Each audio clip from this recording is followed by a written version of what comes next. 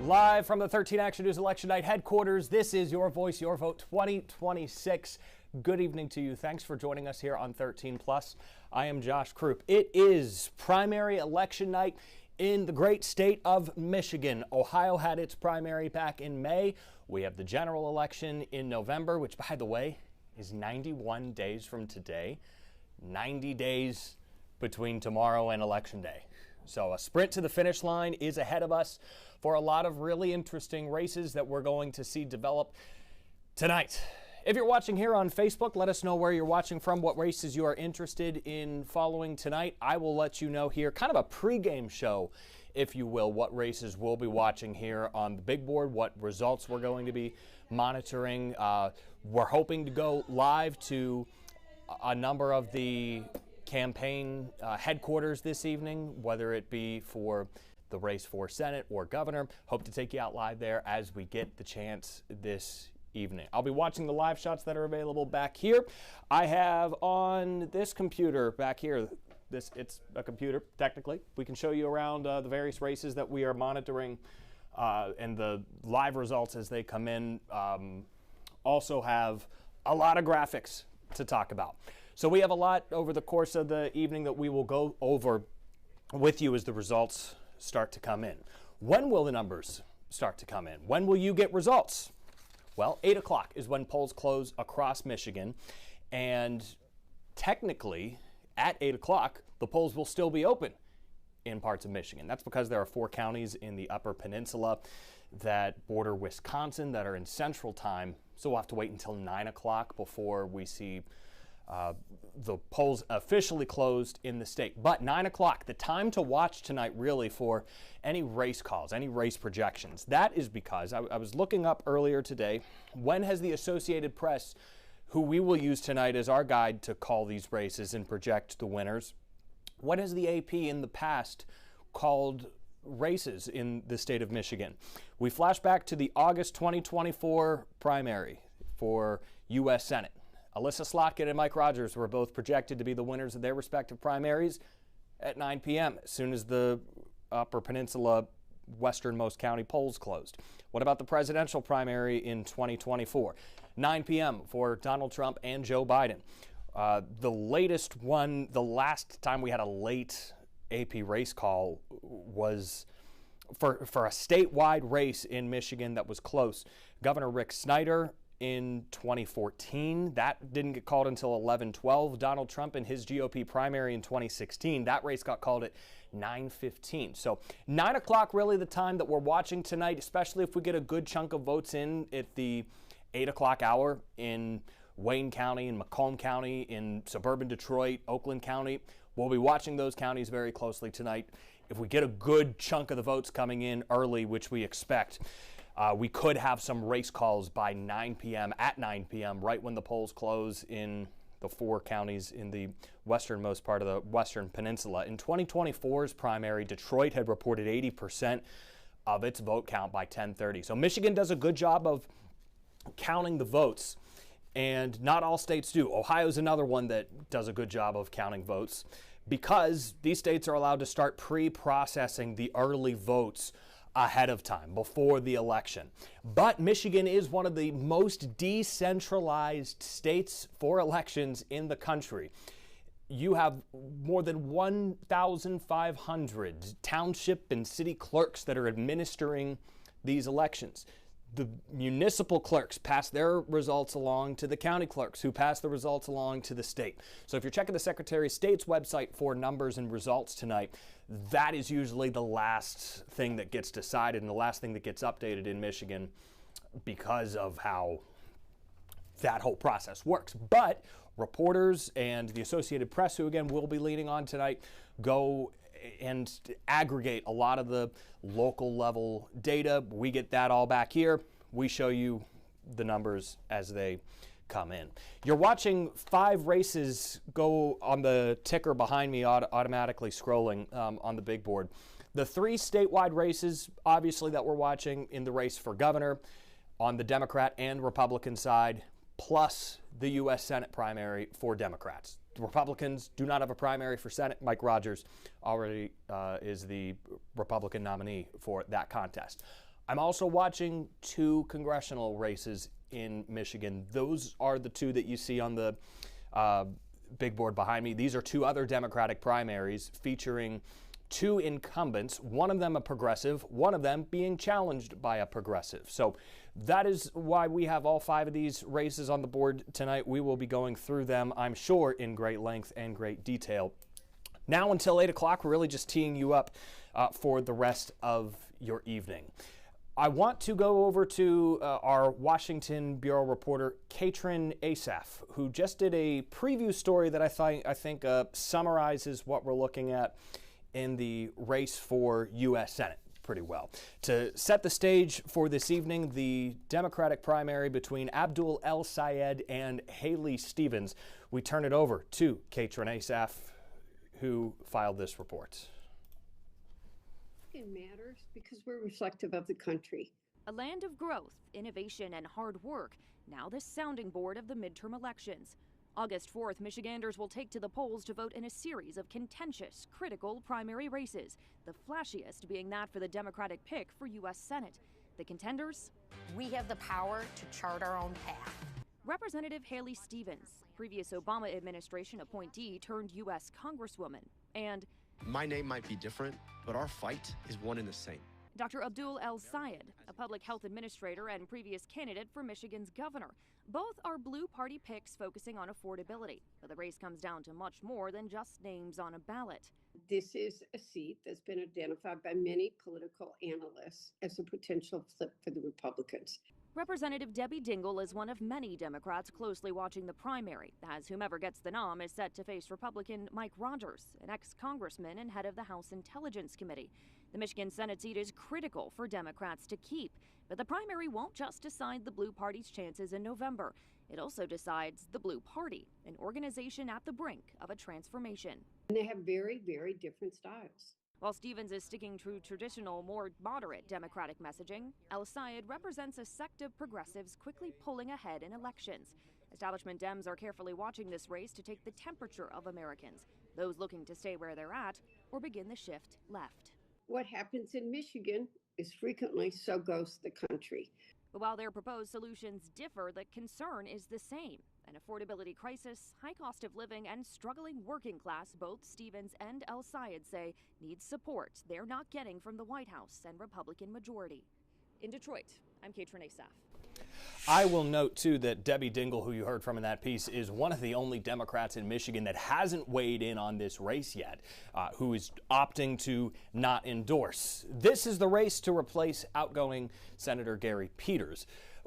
CNN recently reported that Minority Leader Chuck Schumer wanted Gretchen Whitmer, the governor, who is leaving her post this year, to run for the seat. She decides not to, and that opens up what has been a very interesting primary for the Democrats in the state of Michigan, which, if you are from Michigan and you have been seeing the ads, you're tired of them, and they are not going anywhere because we have a general election, once again, 90 days out from tomorrow, 91 days away from the general election. Third most expensive primary on record in the United States history has unfolded in the state of Michigan. Texas's Senate primary in featuring James Tallarico was the most expensive this year and the most expensive on record. So 2 of the most expensive Senate primaries on record have happened this year, Michigan being one of them.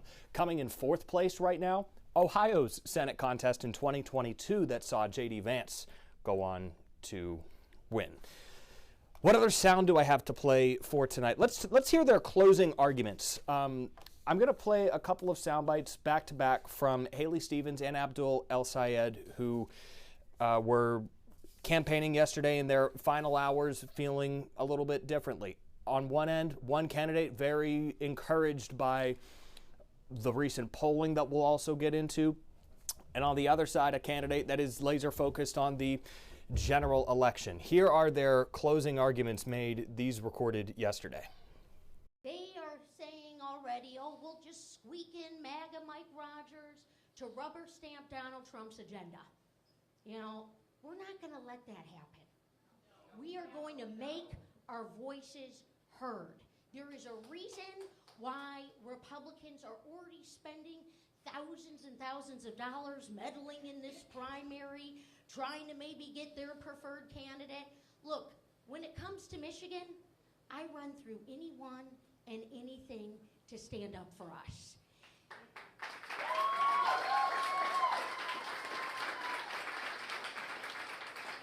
Grand Rapids, I'm a tough-as-nails Democrat. And I'm a tough-as-nails Democrat that wins for us and what we need right now. Tomorrow we're going to vote. And once those last votes are counted, we'll have once again exercised that right of ours, that beautiful right of ours, our democracy by which we correct. The work is not over. We don't know what the votes will say, although I feel pretty good about it. You can't buy inspiration. You can't buy people deciding to be a part of something. You can't buy hope. You can't buy belief. And so what we've got is worth way more than their $80 million. They can burn their money all they want. He's referencing the $80 million in outside spending that has poured into the Haley Stevens camp, and groups, outside groups supporting her have outspent groups supporting Abdul El-Sayed 11-1 here. But his statements have been he thinks this is going to be the many versus the money.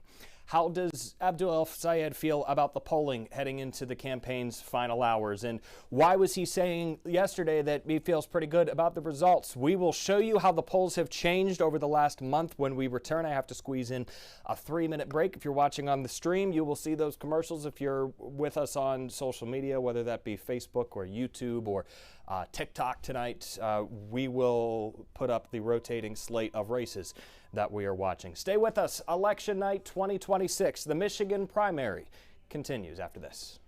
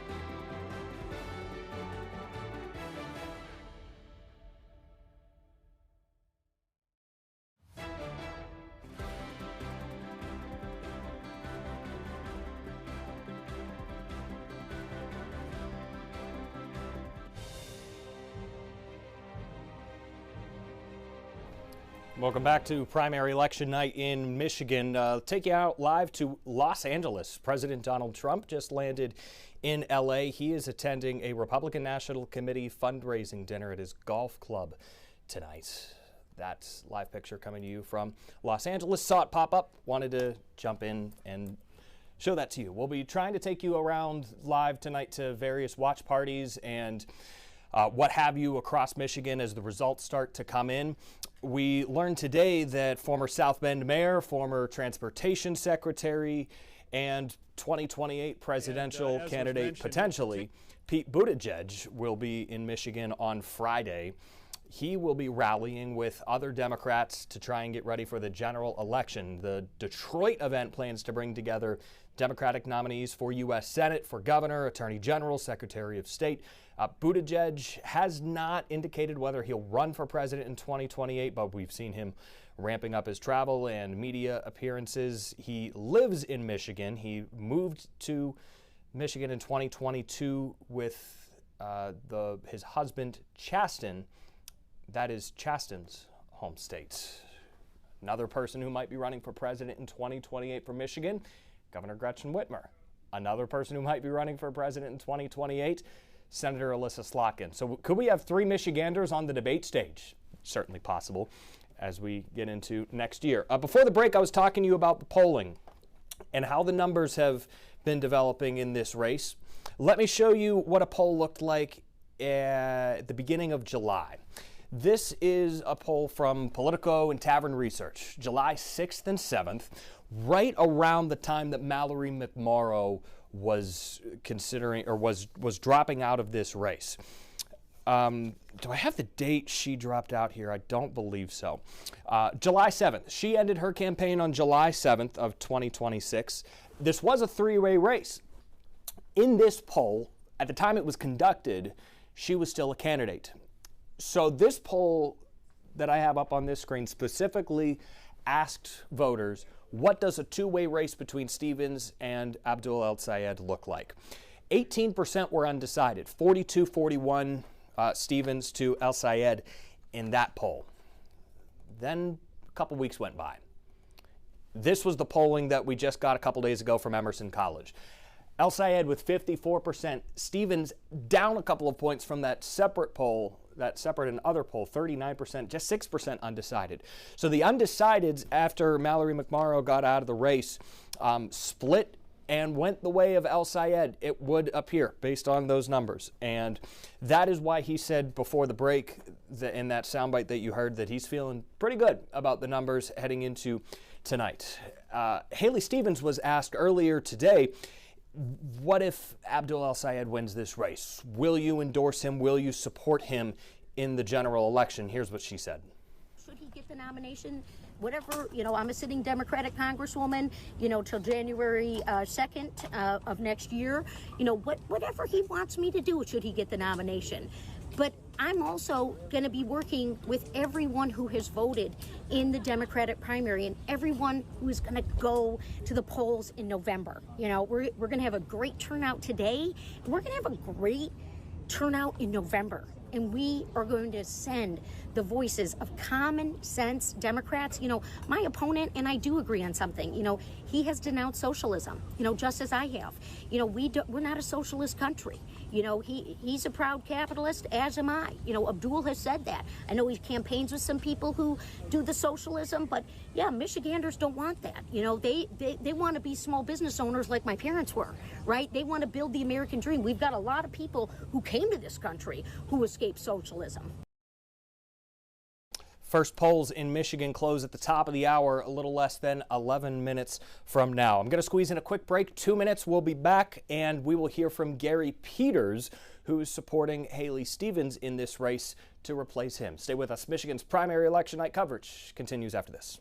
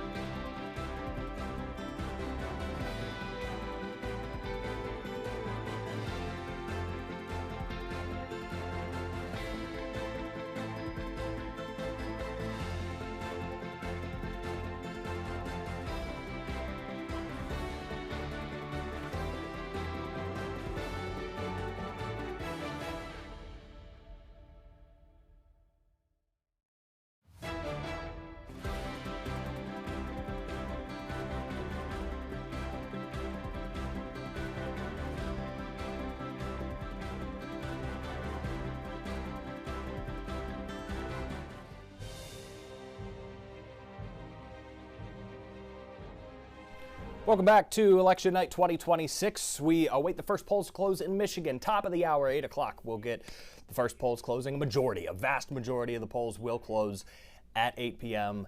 Again, 4 counties in the Upper Peninsula that border Wisconsin don't close until 9 p.m. At 9 p.m., that's when the last few elections, we have received our first Associated Press race calls in the evening that have declared and projected a winner. 9 p.m., the time to set your alarm for, to come back on to the stream if you want to step away for a while, or keep it here, and we'll be with you until 10 o'clock pretty consistently tonight, and then from 10 o'clock to 11 o'clock we'll be in the newscast.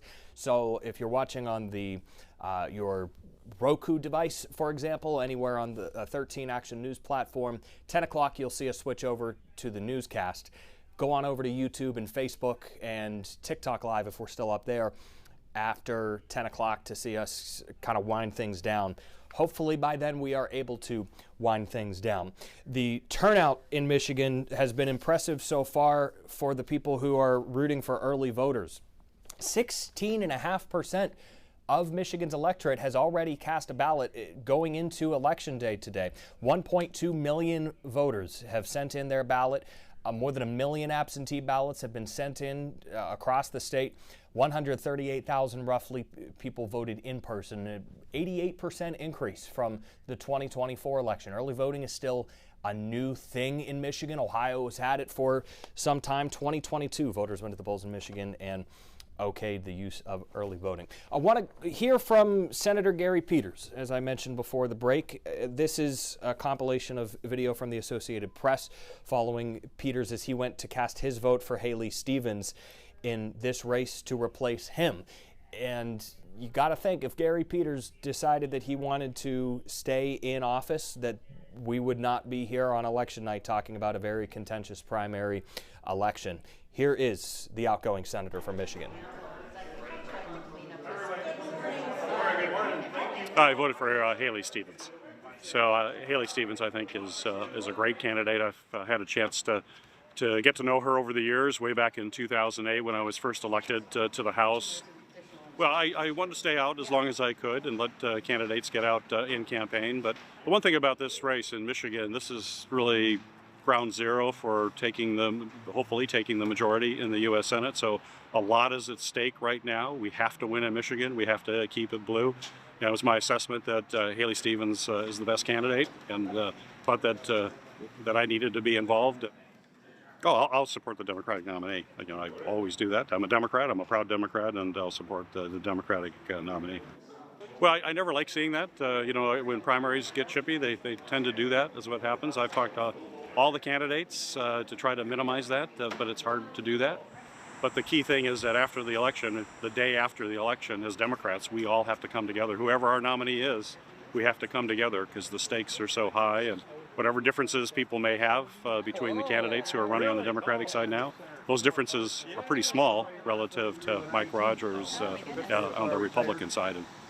And I think the way the map is, so this is a must-win seat. That's why Michigan will be the center of the political universe come November.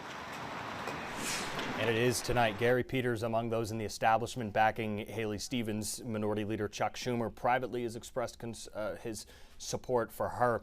On the other side, of the progressive wing of the Democratic Party has backed Abdul El-Sayed in this race. Bernie Sanders and AOC and the like have campaigned for him. Elizabeth Warren as well.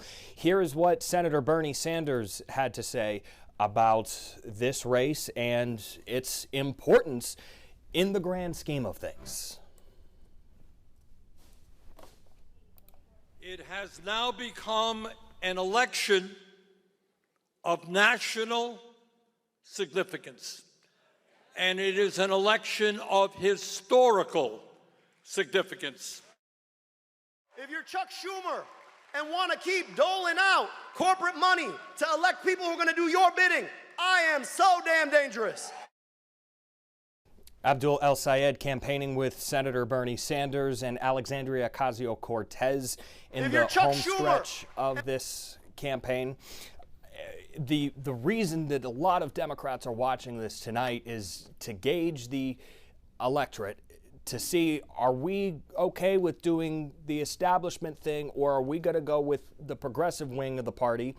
That is something that has been a theme nationwide here, not just in Michigan. In other states, progressives have been increasingly finding success on the ground in grassroots organizing campaigns, and that's what we've seen from El Sayed. His victory tonight, you would think, based on the recent polling that we have talked about, is a conclusion, a foregone conclusion. The question is, what is the margin of victory? What's the turnout look like in places where Haley Stevens should, in theory, perform well, where establishment Democrats have performed well? We'll be watching that tonight to see how a lot of that unfolds and what messages Democrats will take away from this. I'm sure tomorrow morning you'll hear a lot of people who are analyzing these results and pouring them over to try and extrapolate what this means for the midterms in 2026. But also, as El Sayed has said, what this means for 2028. He has said that he does not want to run for president in 2028, but he can be a candidate that shows other Democrats that a progressive can win nationally in 2028. And he said he wants to be somebody who plays a role and influences who Democrats end up putting up in 2028. We have seen a growing contempt for people who are told by politicians who to vote for. And I think you're seeing that in Michigan and with people going up against the establishment candidates. All right, I want to get in one more break before we hit the top of the hour and we really get into things. Our pregame show, you could call it, has come to an end. Give me 1 minute and I'll be right back here for more election night coverage as the polls get ready to close in Michigan.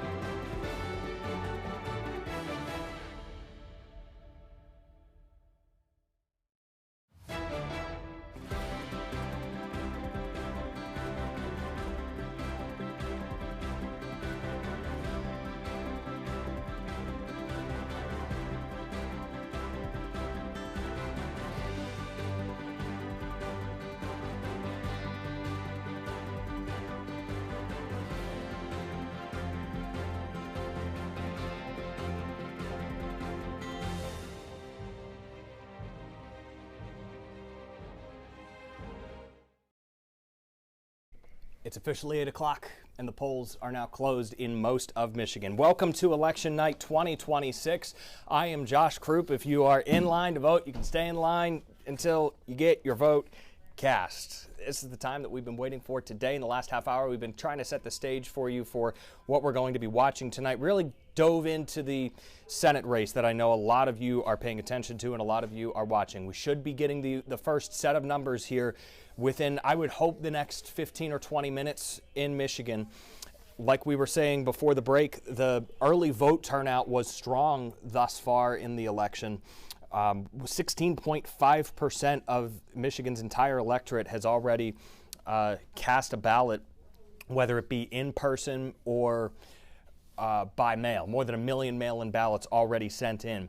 Michigan does allow the pre-processing of early ballots that come in. So you can't tabulate them, you can't count them, and you can't all of a sudden just have them ready to be published at the top of the hour, but you can have them opened up and lined up and all the boring stuff that not a lot of states allow you to do in law until all the polls are closed. And so a state like California takes forever to report election results because of mail-in ballots. Michigan, Ohio are states that allow election administrators to start pre-processing them. And again, Michigan, one of those decentralized states, probably the most in the country, if not one of the most decentralized states when it comes to administering elections. It happens at the township and the municipal clerk level. So a bunch of township and city clerks have been working hard to get ready for this election. They report their results to the county clerks. The county clerks pass those along to the state. The state's website, usually one of the latest to get updated. So As we get the numbers coming in from the Associated Press tonight, from all of the various news agencies around the state that are aggregating the numbers, we'll have those for you on the big board here. The ticker at the bottom of your screen isn't just following the 3 big statewide races that we're watching and a couple of the races for Congress that we're monitoring, but all of the congressional races that are contested in Michigan, you'll see scrolling there at the bottom of your screen. Michigan, very important tonight for Democrats and Republicans in the United States Senate. Here's the map, the consensus map right now for all of the Senate races that are on the table this year. 35 Senate races, if I'm not mistaken, are up for grabs this year. It should be 33, but there are 2 special elections in Florida and Ohio to replace former Senators J.D. Vance and Marco Rubio, who are now serving in the administration, obviously, as Vice President and Secretary of State, respectively. So every 2 years, we elect about a third of the Senate. 35 seats up for grabs this year. Most of them are predetermined. 4 of them are viewed as toss-ups generally by political observers, including in Michigan and Ohio. Also Alaska, also Maine, which has been a wild ride to this point with the exit of Graham Plattner. Maine is already an example of the preferred candidate of Senate Minority Leader Chuck Schumer losing. Will tonight be another example of that? Haley Stevens could be, we'll see as the numbers come in, but if Haley Stevens loses, this would be the second Schumer-backed candidate to lose tonight. The numbers should be coming in here momentarily. If you missed us earlier, here was the poll from just a few days ago that had Abdul El-Sayed with a commanding 15-point lead, an Emerson College poll that showed the number of undecideds shrinking and the number of El-Sayed supporters increasing. Here is a different poll from Political and Tavern Research from July 6th and 7th, and look at the difference. I'm going to go back and forth between these two for a second. This is the beginning of July. This is the end of July. 18% undecided, 6% undecided. Stevens goes from 42 to 39. Now, you can't compare these 2 polls directly because they were conducted by different firms, but they are polls nonetheless. And we try to get any sort of canary in the coal mine or barometer for the race that we can. So I'll also be checking for you tonight on these maps that are already showing our first results. These helpful tools from the Associated Press allow us to really get into the nitty-gritty details, and there are some really good graphic elements that'll come from this as well. But this shows us that the first set of votes that are coming in tonight, the first county to report numbers, not even 5 minutes into this election night, Kent County. Grand Rapids, the winner. The first to report our first handful of ballots tonight. And they are coming from the Democratic primary and the Republican primary. Yes, so we do have the first set of votes coming in from Kent County. Going to be a long night. Won't pour over the results there too much, but this could be a sign of things to come. I'll show you on the big board if I can get it up. Yeah, that's good. The numbers here and the percentages might not get very much improved for Chris Swanson, the sheriff of Genesee County, who's running for governor. Haven't really touched on the governor's race yet, so let's talk about it now, because the first numbers are coming in, and 58% from that Kent County batch go by way of Abdul El-Sayed. Haley Stevens with 41% from that initial batch. John James and Perry Johnson are the Republican candidates still left in this race. Jocelyn Benson and Chris Swanson are the Democratic candidates still left in this race. There were more candidates who appeared on the ballot in these contests, but all of those candidates had previously ended their campaigns. Another Democrat who ended their campaign early and set the stage for this two-way race that we have tonight is Lieutenant Governor Garland Gilchrist, who dropped out of the race on January 12th. So he hasn't been in the race for a long time, citing fundraising struggles and also Jocelyn Benson's commanding lead. She is expected to win tonight handedly over Chris Swanson, and that could be setting us up for a January or a November election between Jocelyn Benson and John James, who is Donald Trump's preferred candidate in this election. And an interesting primary it has been for Republicans. Not so loud for Democrats. Benson expected to win. John James, also the front runner in a lot of the polling. One had him polling in the 70s within the last month or so. But John James is somebody who has name ID in Michigan, but so is Perry Johnson. And Perry Johnson has a wealth of money. The 78-year-old businessman ran for governor in 2022, but was disqualified. He ran for president and didn't get very far. But he has flooded the airwaves with $32 million in ad spending for his campaign, opposed to John James's $2.5 million roughly that has poured into the race from his camp. John James gets the endorsement from Donald Trump late in the game, and that pushes out some other Republicans who were on the ballot and who are still on the ballot today, including Mike Cox, the former Michigan Attorney General who served 2 terms as the AG. He dropped out July 17th, citing the Trump endorsement as putting James out of reach. Then things really started to get nasty in this contest. James had been criticized for leaving behind a competitive House seat that Democrats are now targeting in Michigan. And to that point, since I mentioned that, here is President Trump last year when he gave John James a bit of a shout out and seemingly joined the chorus of people who weren't thrilled that he was running for governor. John James, I don't know. You know, he's running for governor, but I'm not sure I'm happy about that, John. Do we have somebody good to take your seat? Because otherwise we're not letting him run for governor. We can't. You have somebody good, right? Okay. As long as you like him, they'll win. John. All right, so John James, of course, did run for governor, and Democrats, again, are targeting his House seat. We'll see what ends up happening there in November. But he was skipping some early debates and was saying he was trying to unify the party, but some voters saw that as disengagement. He's lost 2 previous statewide elections already. Republican officials have also expressed doubts about his abilities and criticized him not going to certain areas of the states. Perry Johnson, on the other hand, is the other choice in this contest for Republicans. The Oakland County GOP chair endorsed him, but said that the party will unite at the end of this. Don't you worry. The Republicans will unite around whoever wins, probably going to be John James. But this race has gotten nasty, too, with the Johnson campaign throwing everything it has at James, even calling him a DEI candidate, one of the few black Republicans in Congress, and accusing him of playing the race card in a recent debate. James called Johnson desperate there. A flashpoint heading into this primary day, but the 45-year-old John James, the front runner here, as the early votes coming in. 59% of the initial total for the Trump-endorsed congressman who has served in Washington since 2023.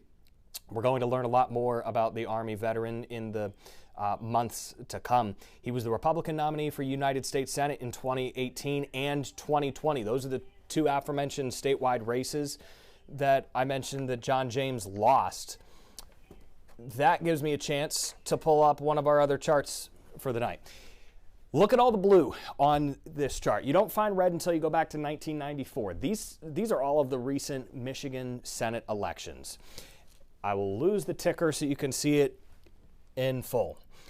Alyssa Slotkin, Gary Peters, Debbie Stabenow, Carl Levin, all winning, all defeating their Republican opponent. You have to go back to 1994 to Spencer Abraham, the last Republican to win a Senate seat in Michigan. And mind you, when he won in 1994, that was the first time a Republican had won a Michigan Senate race since 1972.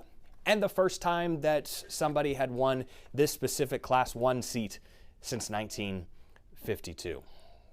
Don Riegel died this year. He was the Democrat who vacated that seat and allowed Spencer Abraham to end up winning in 1994. He was accused of corruption. It was the first midterm of Bill Clinton's presidency, and an unpopular president. The Clinton midterms saw Bob Carr, the Democrat that was put up, lose to Spencer Abraham, who would go on to become the energy secretary for George Bush. But we're not talking about Spencer Abraham tonight. We are talking about Abdul El Sayed and Haley Stevens. The early votes are coming in. We're starting to see them trickle in, 4,400 to 3,100, a small fraction of the votes that we'll expect to see tonight.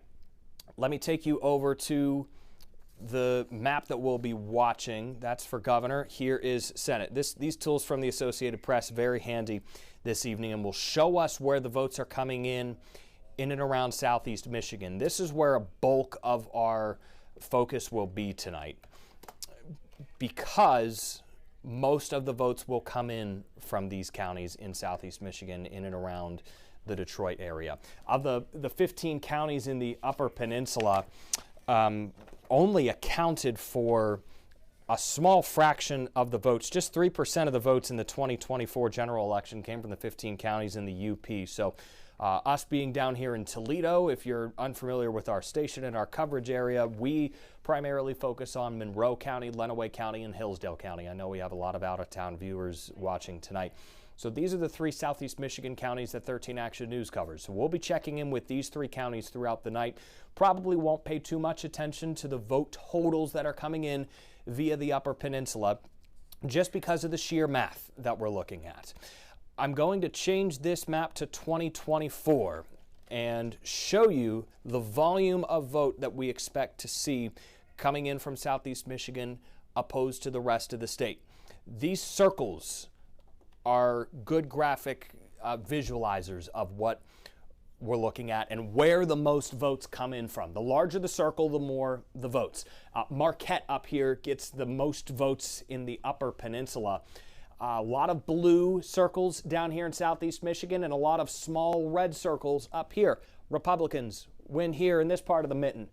Democrats win down here in Detroit and in the suburbs. How big the margin of victory is depends on the county. There was one county in 2024, it was Saginaw County, that went to Donald Trump and Alyssa Slotkin. And in that race, Alyssa Slotkin won by 9 votes over Mike Rogers. Saginaw County will give us a good chunk of the vote tonight, but it's Wayne County, where Detroit is headquartered, that will give us the biggest Democratic vote pool, the biggest vote pool in general tonight. Watch to see if one candidate on either side is able to run up the score here.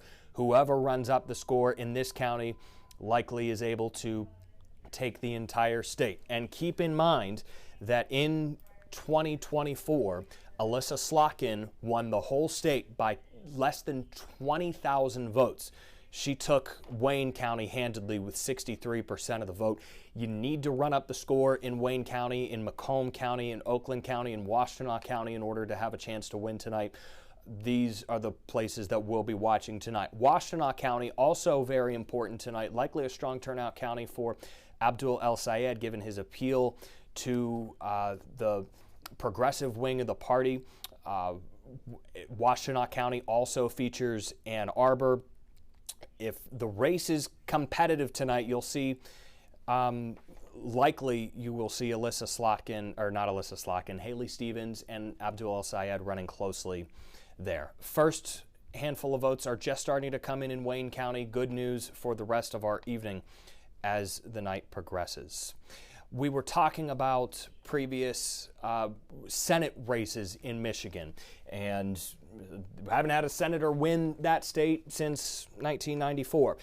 Well, Donald Trump has carried this state in 2 of the last 3 elections, including in 2024 when he won by 80,000 votes. 2016, much thinner margin, just 10,000 votes in that campaign. Joe Biden winning Michigan in 2020 by 154,000 votes.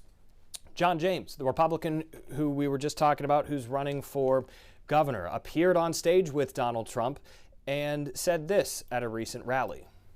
Thank you, Mr. President, for coming back to Michigan, where you've won 3 times. We very much appreciate your leadership.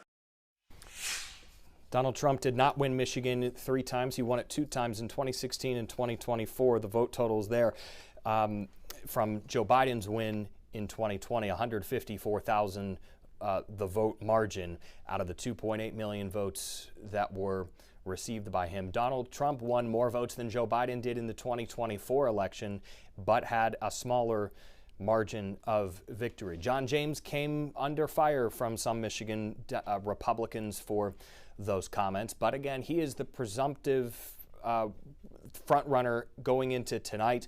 These margins may be the final ones, 59% to 40%. John James over Perry Johnson with these initial votes that are coming in. We'll watch Kent County, which is a key Republican county that has high turnout, the largest county in western Michigan. That is where the first batch of votes came in. The first 5% of votes, AP estimates, from Kent County have been reported in Detroit.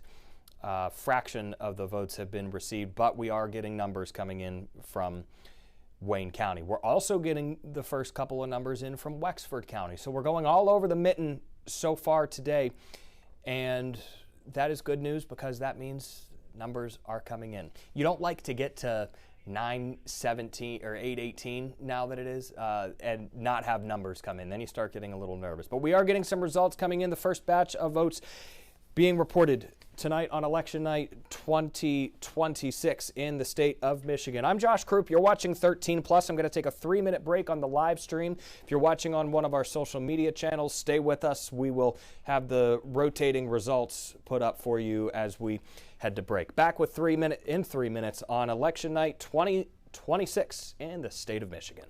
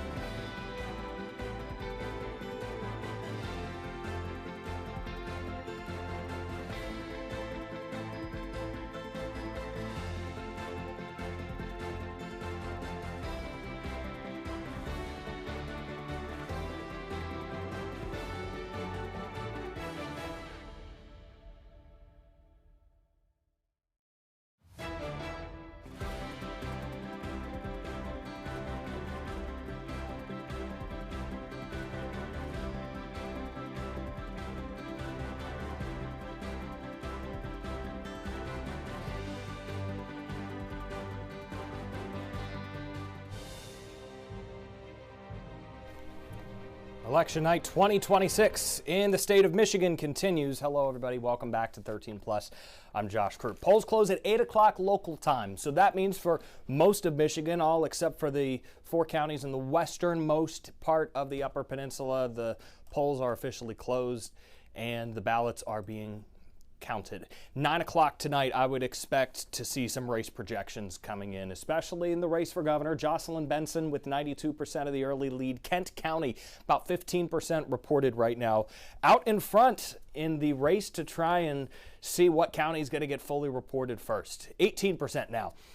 Coming out of Kent County, and Abdul El Sayed has an early lead there in what is a smaller Democratic electorate in Kent County, but on the western side of Michigan, a different barometer for Democrats, and not a county you want to see if you're Haley Stevens going to Abdul El Sayed in the early minutes of the votes coming in. So you know that both candidates, all the candidates, frankly, are going to be watching and refreshing feverishly, hoping to get some results and some insight from these numbers. Here's the 2024 map again of where the bulk of the votes are going to come from. And whoever wins Wayne County for the Democrats has a really good chance at winning the entire night. The single biggest Democratic vote pool in the state, if you could run up the score in Wayne County, you can run up the score in the entire state. Oakland County and Macomb County are two others that we're watching. The second largest Democratic county being Oakland County. Suburban voters in this county could end up going toward Haley Stevens. This is also her home turf. She's represented part of this area in Congress. Could this be a bellwether for the establishment lane of the party? We shall see. Let's go back over to Big Board and talk to you about the two congressional races that don't have any votes yet tonight that I am watching. And by the way, all of the congressional races for Michigan are on the ticker at the bottom of your screen. A couple of interesting races here because of the incumbents. One incumbent is being challenged by a progressive. Another incumbent is the progressive, Rashida Tlaib, who has some national name recognition because of her position and her stature in the progressive wing of the Democratic Party, faces a challenge from two different candidates tonight in Michigan's 12th congressional district, which includes Dearborn and Southfield and Livonia. Tlaib seeking a fifth term in office. Inkster Mayor Byron Nolan and former state lawmaker Chanel Jackson, the two who are challenging Rashida Tlaib tonight. Her district spans part of Wayne and Oakland counties, including Dearborn. Dearborn, the largest concentration of Arab American voters in the United States. The primary winner here in this election, largely expected to win in November, as is the case in this contest, where the incumbent is being challenged by somebody coming from the progressive wing of the Democratic Party. His name is Donovan McKinney. This is Michigan's 13th, and it is where Detroit is. This features Sri Thanedar and Donovan McKinney. Thanedar, an outcast really in his own caucus, and has not been seen very favorably by his entire party. And if you've been on social media, you may have seen some Democrats, some progressives mocking the way he looks, the way he dresses. He faces an interesting challenge tonight from Donovan McKinney, who has the support from Abdul El Sayed, who campaigned with him at that same rally that you saw Bernie Sanders and AOC at earlier this year. His win in 2022 marked the first time since 1955 that Detroit didn't have a majority black city in the largest one in the United States didn't have a black lawmaker representing it in Congress. That has been a core argument for Donovan McKinney in his campaign. Big money gap, though, in this contest, just like we saw in the U.S. Senate contest. Some see this as kind of a mini Senate race, albeit with different candidates in one congressional district. Progressive versus guy who's been here before. Senate race, progressive versus congresswoman who's been here before. The money gap here, Sri has $5 million cash on hand as of mid-July. McKinney has $143,000 cash on hand. Thanedar is backed by AIPAC and House Democrat leadership, which includes Hakeem Jeffries. And then you have McKinney with the support of Bernie Sanders and the like. So that's why we're watching these two races tonight and why they're scrolling on the big board. I don't know that we'll talk about them and analyze them really closely, but I want to keep an eye on the results and let you know what we're seeing as the numbers start to come in. A little less than 20,000 votes have been added to our total so far, and it is El Sayed with a 59% lead over Haley Stevens' 40%. John James 59-40 over Perry Johnson this early in the night, and Jocelyn Benson poised to run away with the night over Genesee County Sheriff Chris Swanson. It is not just the high ticket, the big high-profile moneymaker races at the top of the ballot, though, in Michigan. Michigan is going to play a pretty prominent role in this election cycle because we have so many competitive races, not just for governor. We're also electing an attorney general. We're electing a secretary of state. We have 3 House races that are all considered competitive. So Haley Stevens and company, not the only candidates that are on the ballot. This is a massive midterm election year in Michigan and Ohio, where statewide there are multiple races for you to be read in on as we head into November, whether it be for Secretary of State, the office that Jocelyn Benson currently holds, or for governor, the office that Gretchen Whitmer currently holds and is leaving. She is term limited. What happens with Gretchen Whitmer next? Does she end up running for president in 2028?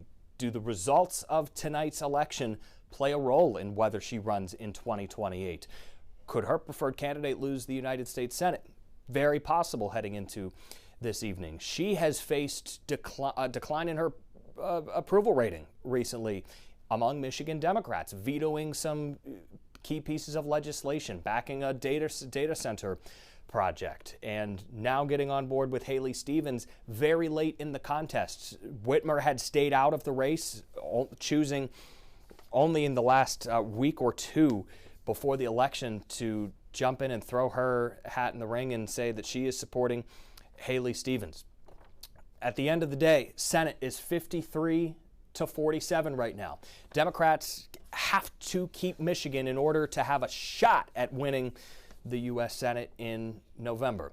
We were showing you the toss-ups that currently exist. If Democrats end up winning Maine, Alaska, and Ohio somehow, if they win all 3 of those but lose Michigan, doesn't get the job done. They need to run strongly in Ohio, Maine, Alaska, Michigan in order to have a chance to retake control of the United States Senate. The House, in the meantime, very close. 218 to 212 is where things currently stand. There are 4 vacancies. There's 1 independent who caucuses with the Republicans. Congresswoman Marcy Kaptur down here in Toledo faces one of those competitive House races that we'll be watching heading into November. You heard the Oakland University professor, I beg your pardon, we didn't introduce her. She is Oakland University professor Nicole Matthew, who talked about Michigan playing a primary role in this midterm election cycle, not just because of what we're seeing for U.S. Senate and for governor, but also for legislative races, for the down ballot contests that are also so important. And you never know, the person that you vote for to be the next Secretary of State could end up running for governor someday, as is the case with Jocelyn Benson tonight, who has 18,000 votes to Chris Swanson's 2,200. He is the sheriff of Genesee County. And I would expect, again, top of the hour, now that we hit 8:30, top of the hour at 9 o'clock, to get some race calls and projections in from the Associated Press. We might have to wait a little bit longer. I don't know if they'll pull the trigger and call this for Abdul El Sayed right at 9 o'clock. But it's possible that they do. I would expect them to do that for at least the governor's race. So if you're wondering when something's going to happen and you want to come back to this, circle back around 9 o'clock. At 9 o'clock, that's the big time that we're watching for a lot of these results to not go final, but to have enough data to be able to project out what is going to happen the rest of the night. 9 o'clock is when we got the race calls in the several contests from the Associated Press in previous elections.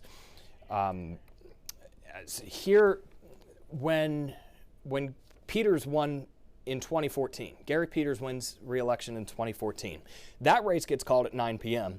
He had 55% of the vote share. So I look back at a lot of these 9 p.m. race calls, And I say, what's the final percentage? Was it a blowout the whole night? Because we have had a lot of 9 p.m. race calls where Alyssa Slotkin gets 76% of the primary vote. Mike Rogers gets 63% in the 2024 primary. Rick Snyder ends up getting 51% of the 2014 vote in the race for governor. That race got called at 11:12.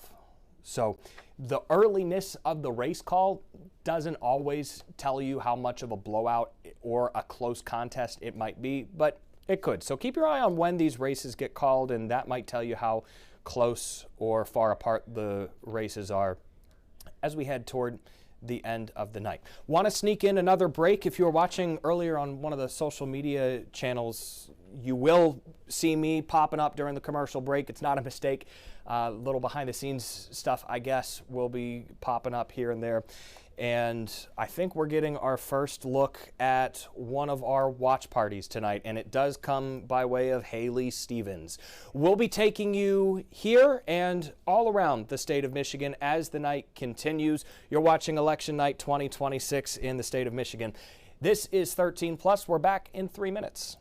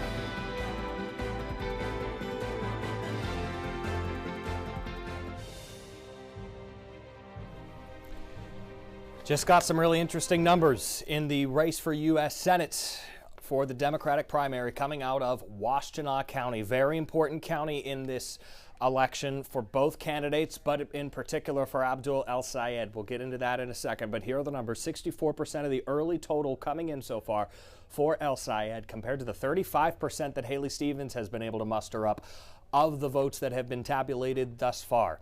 So 27,000 to 14,000 and change early on. Here's where those votes came from. They came from Washtenaw County. And Washtenaw County is going to make up not the biggest vote chunk of the night in the state of Michigan. In 2024, it contributed the 6th most votes, about 4% of the entire statewide electorate. But this a key county that El Sayed needs to run up the score in, and he is, with 69.6% of the vote so far, with 22% tabulated thus far in Washtenaw County, going to the Progressive Democrat, 13,800 and change to 5,600 and change. Mallory McMorrow, you'll see her name pop up tonight on some of these results because she was still on the ballot, even though she suspended her campaign in July. Washtenaw County is going to produce the 5th or 6th most votes of the night, but is a very important sign of what is to come, because if El Sayed wasn't going to win Washtenaw County, he wasn't going to win the election tonight. This expected, by the way, but we'll see if he's able to run up the score with the remaining 78% of the votes that are coming in this evening. Washtenaw County, of course, has the largest Arab American population in the state of Michigan.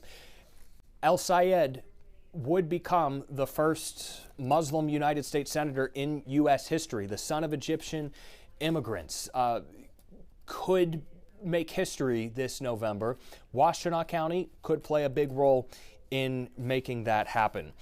So Washtenaw not only is my favorite county to say in southern Michigan, but in southeast Michigan, but it is a county that features Ann Arbor and the University of Michigan, highly educated progressive electorate that is turning out strong for him tonight. Not underperforming thus far, that would have been a bad sign. Kent County also continues to report numbers, 18% of the vote in. Wayne County, just 1% still.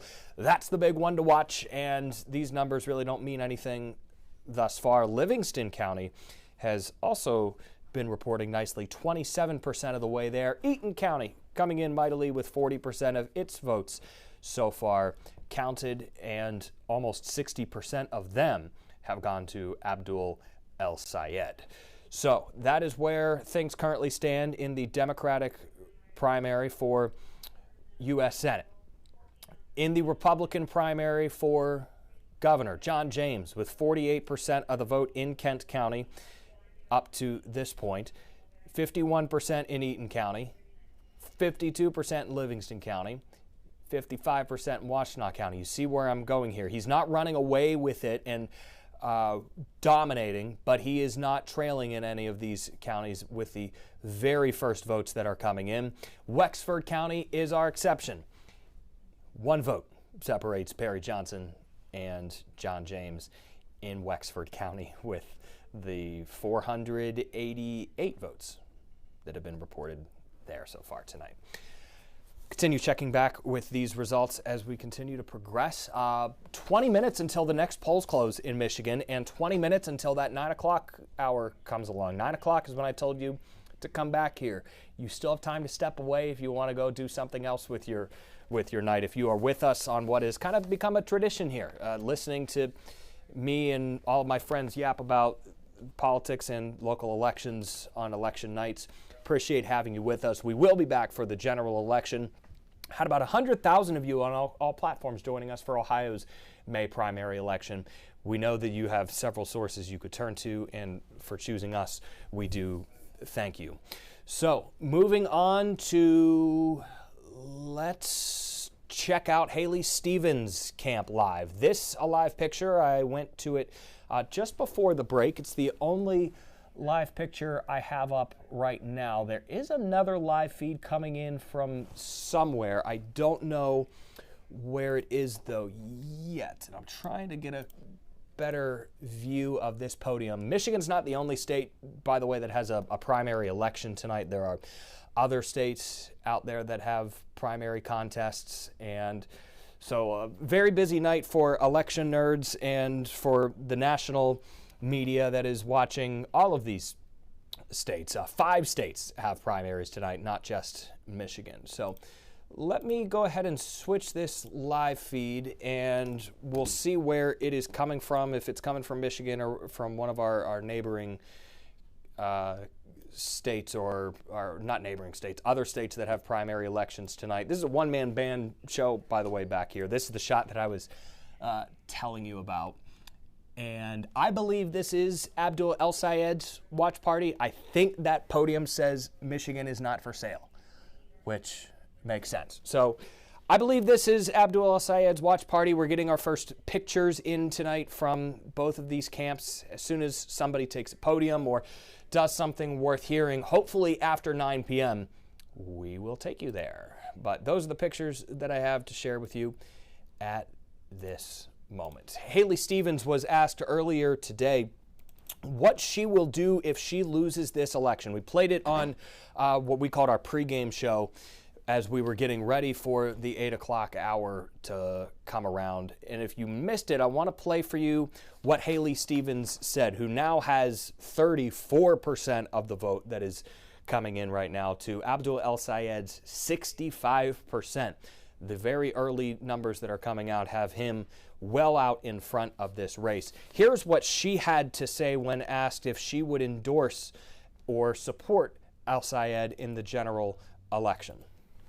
Should he get the nomination, whatever, I'm a sitting Democratic Congresswoman, till January 2nd of next year, whatever he wants me to do, should he get the nomination.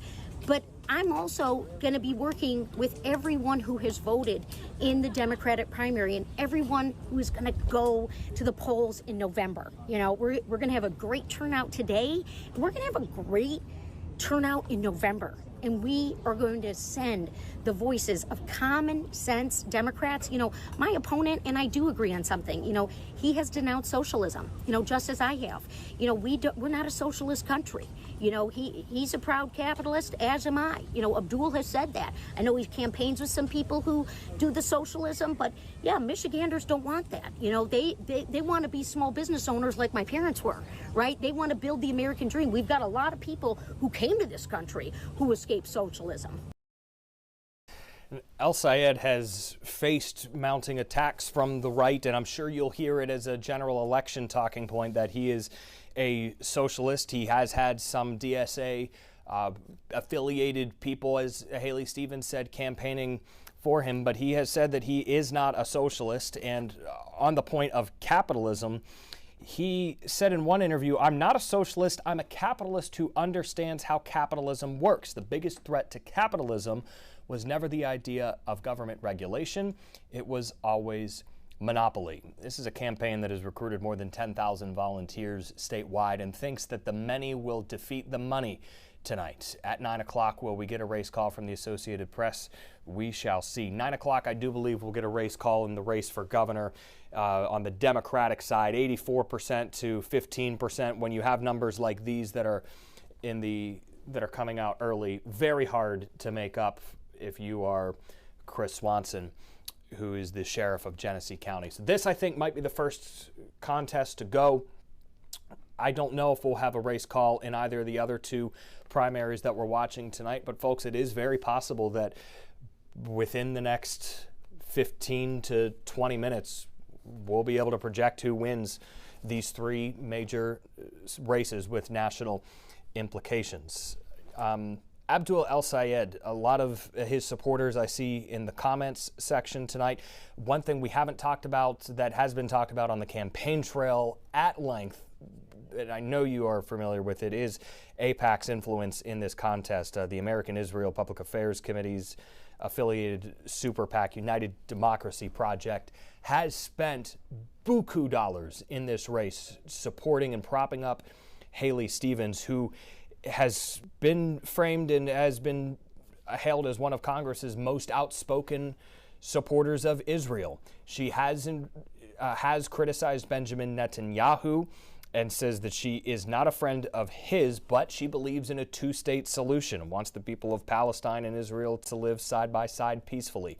These two disagree wildly on Israel, and that issue in particular has been a major one during this campaign. Abdul El-Sayed has railed against AIPAC and corporate PAC money in general, and the progressive wing of the party has rallied around him, and the numbers that are coming in early so far tonight show that it's not just a handful of progressives who are supporting him. It is a majority of the electorate to this point, and we will see how decisive a potential victory could be for him. But the early numbers that are coming in have him running away with this contest. He spent $3.2 million on ads. There was $1 million in outside spending for him. There was almost $80 million coming in from the other side of this camp. A very expensive primary election. Look at, this is the chart that shows the most expensive Senate primaries on record. Texas from this year is right here. Texas was crazy. Jasmine Crockett, James Tallarico. Michigan has also been crazy this year, but the money has been coming from one very specific wing of the party. In other contests, the money is divided evenly. That was not what we saw in Ohio's Senate contest in 2022. That was a very expensive Republican primary. Michigan's primary has seen the outside spending coming from Democrats and specifically from AIPAC, from other corporations. 11-1, Haley Stevens supporters outspent Abdul El-Sayed in this election. We do not have a competitive Republican primary, but Mike Rogers has been on the airwaves, and groups supporting him have been on the airwaves and on your social media platforms, on your streaming apps. $98.2 million in ad spending reservations in this election. The ad tracking firm Ad Impact released a new breakdown, if you will, of the Michigan Senate race today and released some updated numbers from it, with that $98.2 million figure being at the forefront. Most expensive in Michigan history, most expensive primary in Michigan history, third most ever. We've talked about that.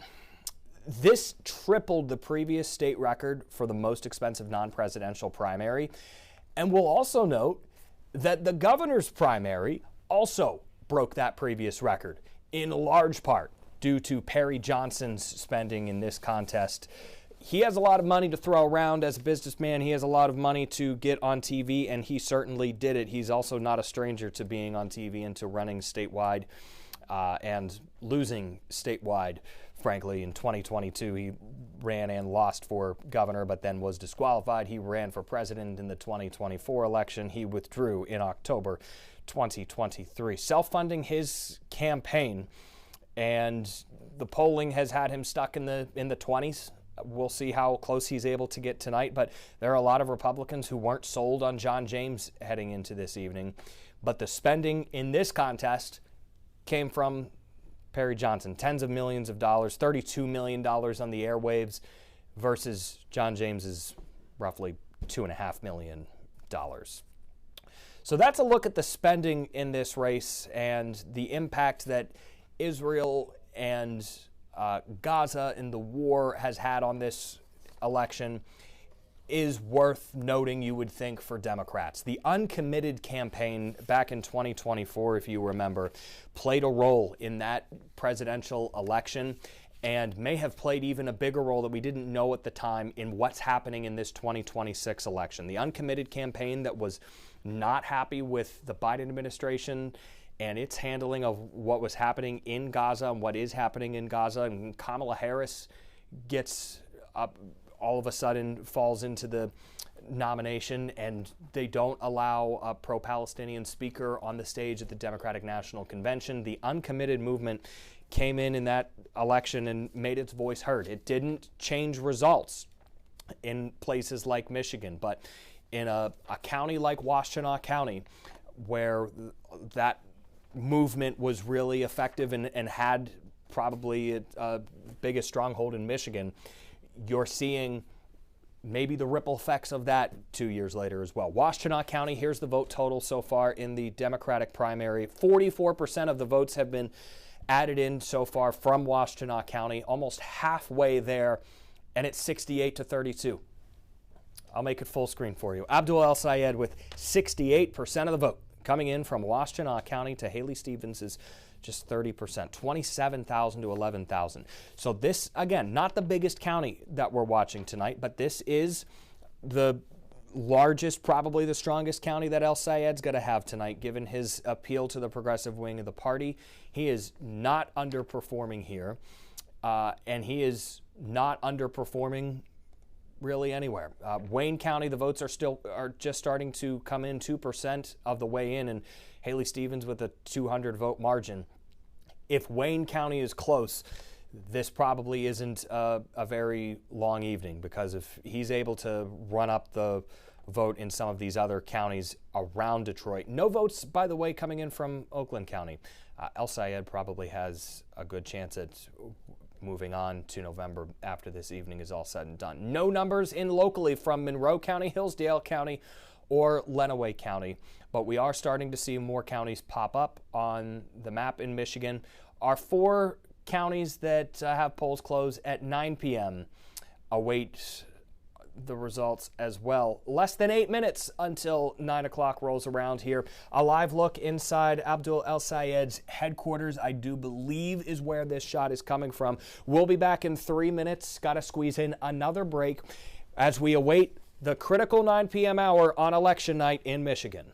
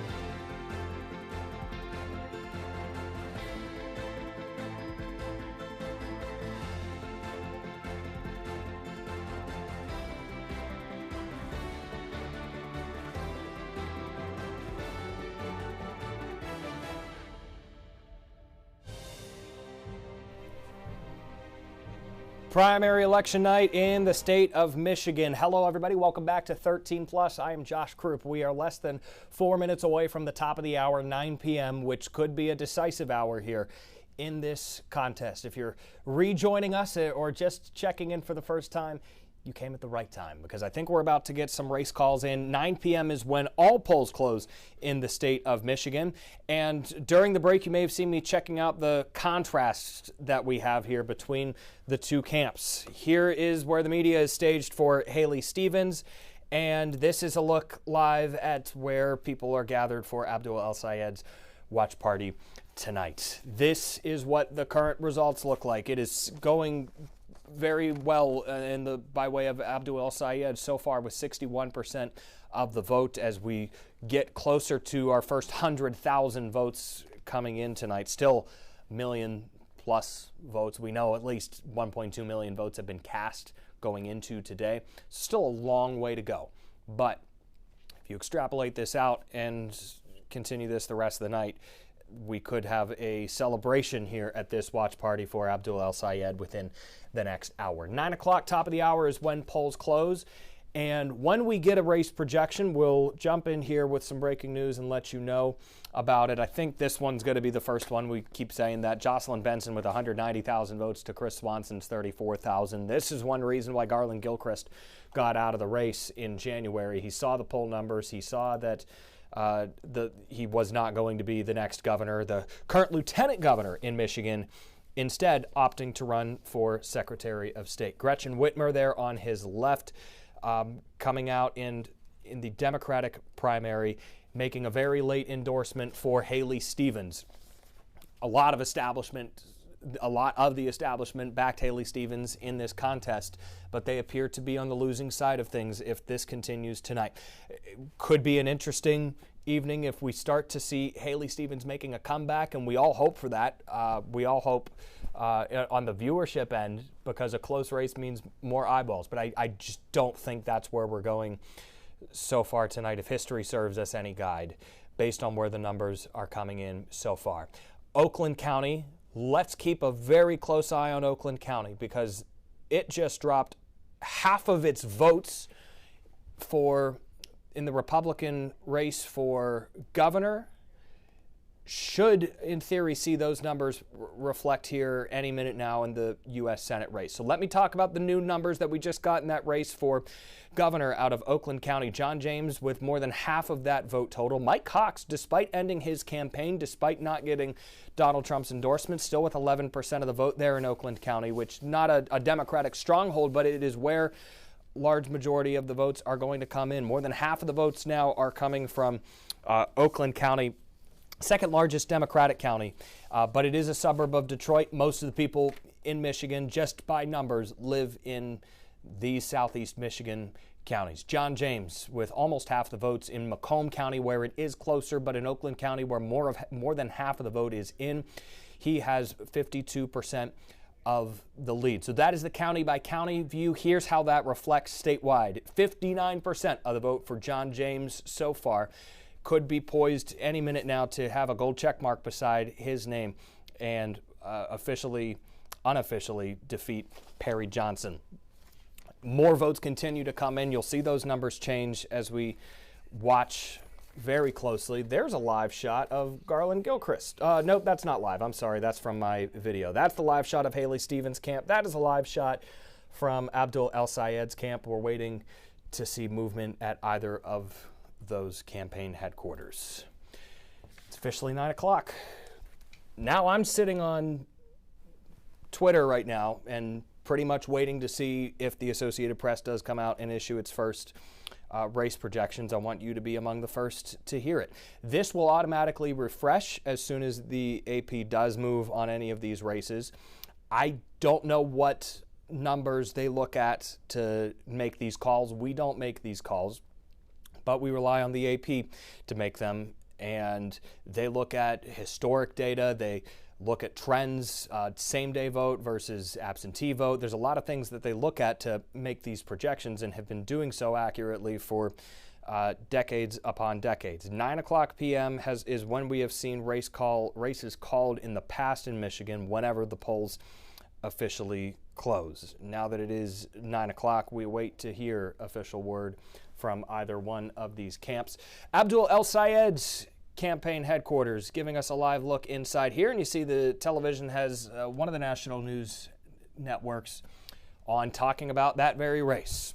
Here we go, back out to the big board for some breaking news. We have our first race projection of the night. It will be Jocelyn Benson moving on in the race for governor to face Republican John James, potentially.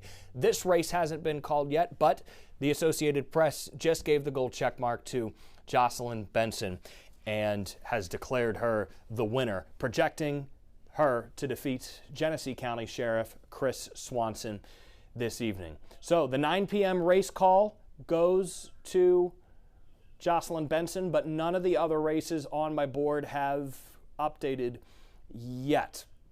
This is another one to watch. The two congressional races. I don't want to go down a rabbit hole like I did earlier. We went down the proper rabbit hole earlier to set the stage for this. There's a lot happening tonight in various campaigns. This is live inside Abdul El-Sayed's headquarters. Let's listen in really briefly. Talk about our history. We talk about our history, which in this state is a history of the many versus the money. Do you all know that to be true? Well, I'm going to just share a few moments of that, because in 1936, the Flint sit-down strike, a ragtag group of workers took over. They sat down in the auto plants in Flint and took on the biggest corporation. The United Auto Workers is among the groups that are supporting Abdul El-Sayed in this race, a progressive looking to defeat somebody who's been there before for Democrats. That's what we're seeing happening. Really briefly, I'll touch on it in this congressional race in Detroit. Donovan McKinney going up against Shri Thanadar. 66% of the very initial votes have gone Donovan McKinney's way. Could be a big night for progressives in Michigan, which is why I'm watching this contest to see if we have another incumbent member of Congress lose in their primary. Rashida Tlaib, not one that is expected to lose tonight, but another progressive that could end up having a successful evening, so she is on the board here, along with Donovan McKinney. I'm going to keep coming back to this race, but not as frequently as the others. Still no gold check mark in the gubernatorial race on the Republican side, but John James continues to expand his lead. 59% of the total has gone to him so far, to 40% going to Perry Johnson. In the Democratic primary, it is still too close to call, but it is narrowing, 54% to 45%. Let's see where some of those votes have come in this evening. And I wonder if it is the Macomb County batch, and it is. And that is a county where Haley Stevens is winning right now. Let me make this full screen for you. I will take my eyes off of the Stevens camp really quickly to show you this. The Oakland County votes that just came in. We're now 60% of the way done in Oakland County, and Abdul El-Sayed is not winning Macomb County at this moment. It is Haley Stevens with 49.7% of the votes. 70,000 votes have gone to her here in Macomb County. This isn't the largest county, but it's a Reagan Democrat county. It's a blue-collar working class. The working class appeal here is perhaps why Haley Stevens has the lead that she does. This is a county that Mike Rogers won 53-46 over Alyssa Slotkin, a county that Donald Trump won 55-42 in 2024 against Kamala Harris. So this is a county that Republicans win, but it does have a large batch of votes going to Democrats, a large Democratic contingent there. Want to check back? No check marks in either of these other two races now. But if you are just joining us, Jocelyn Benson is the projected winner, our first projected winner of the evening in the Democratic primary in Michigan's race for governor. Benson looks to become the third woman in Michigan history to be elected to the chief executive office, after Jennifer Granholm, who was the first, and then Gretchen Whitmer, who was the second. More votes continue to come in and go her way this evening. Jocelyn Benson, if she would become the governor, would also be the 50th governor to serve Michigan. There have been a couple that have served multiple times, so it's 47 people have been governor of Michigan, just like for president. Donald Trump was the 45th and 47th president. Jocelyn Benson or potentially John James would be the 50th person to become the governor of Michigan. No race call in this contest yet, still a little too close to call. Haley Stevens did make a dent in Abdul El-Sayed's lead with that good vote batch that just came in from Macomb County. But all polls are now closed in this race that is critical for both parties to win this evening, for both parties to win in November, I should say, as we turn our attention to the general election with only a handful of toss-up states across the country, 4 toss-up seats as it currently stands. Democrats think they can win Maine. Mary Pilata up there, they think that they can win, or that in Alaska with Mary Pilata, they think they can win Maine despite the Graham Plattner saga, Troy Jackson, the new Democrat in that contest. But Maine was a state that had a Chuck Schumer-backed candidate in the primary election not succeed.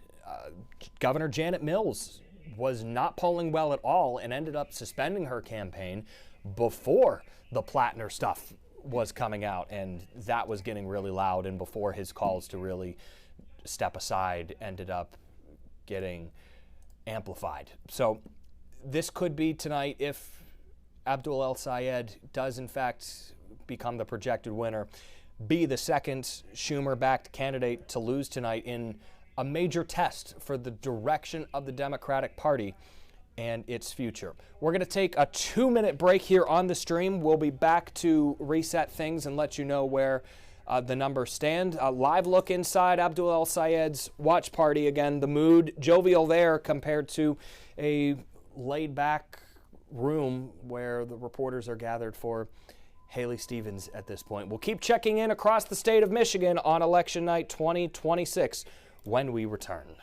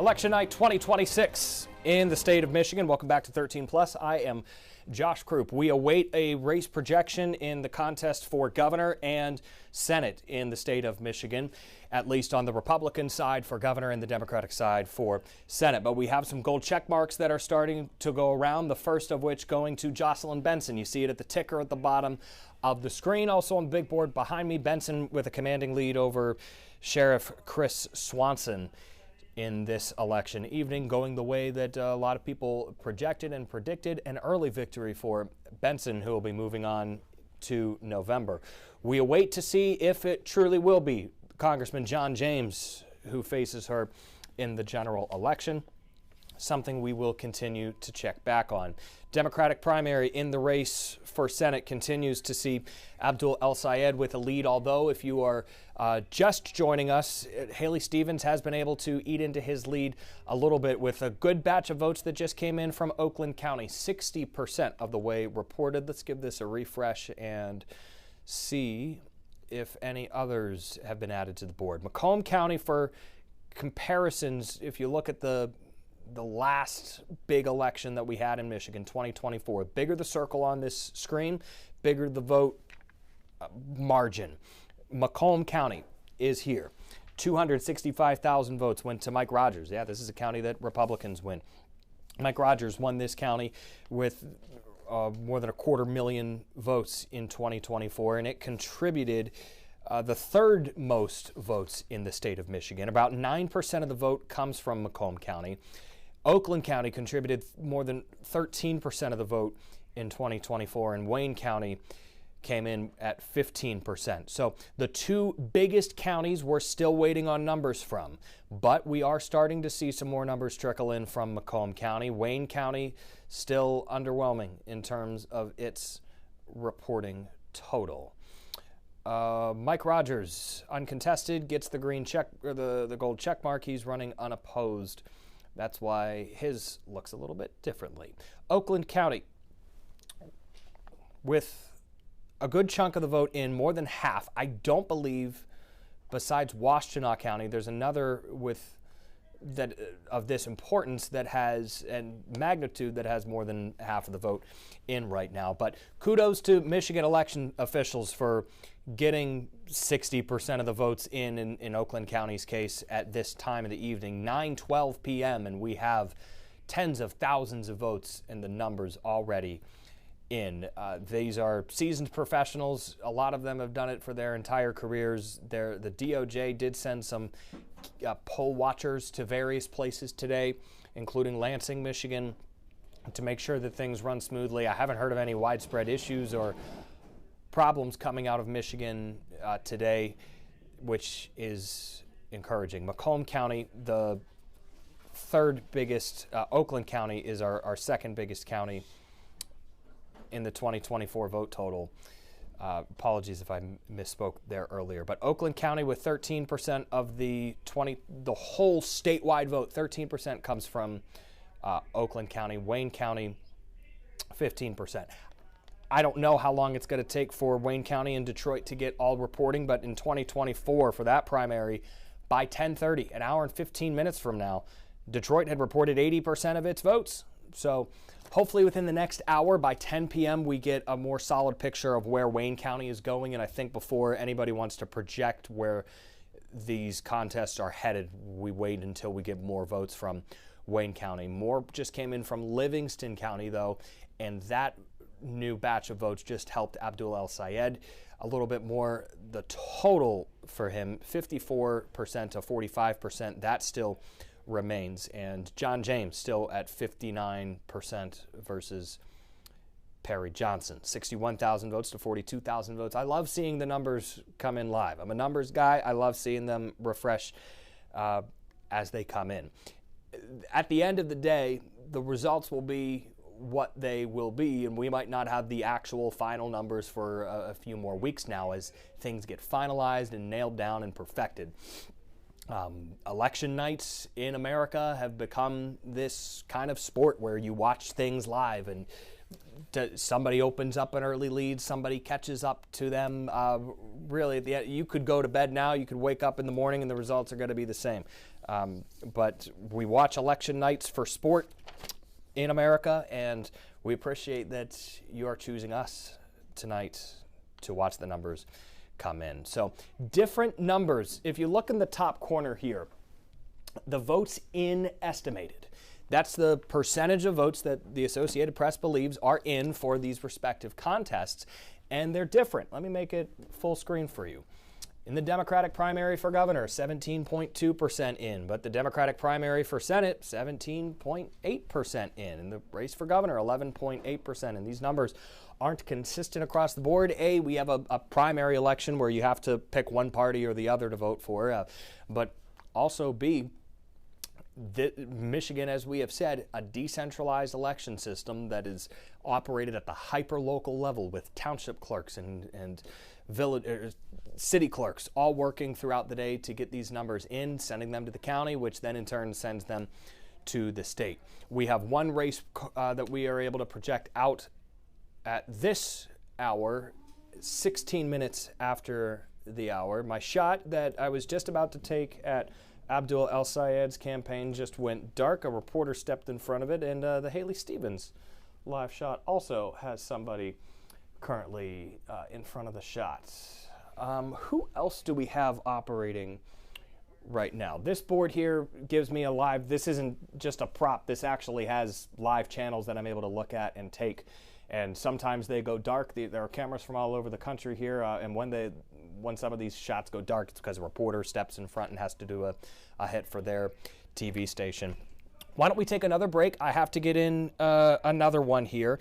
This will be a 3-minute commercial. We will be back momentarily with more results from the state of Michigan. I'll put up the result big board for you as we continue to watch the numbers come in from Michigan. I'm Josh Krupp. You're watching 13 Plus on Election Night 2026.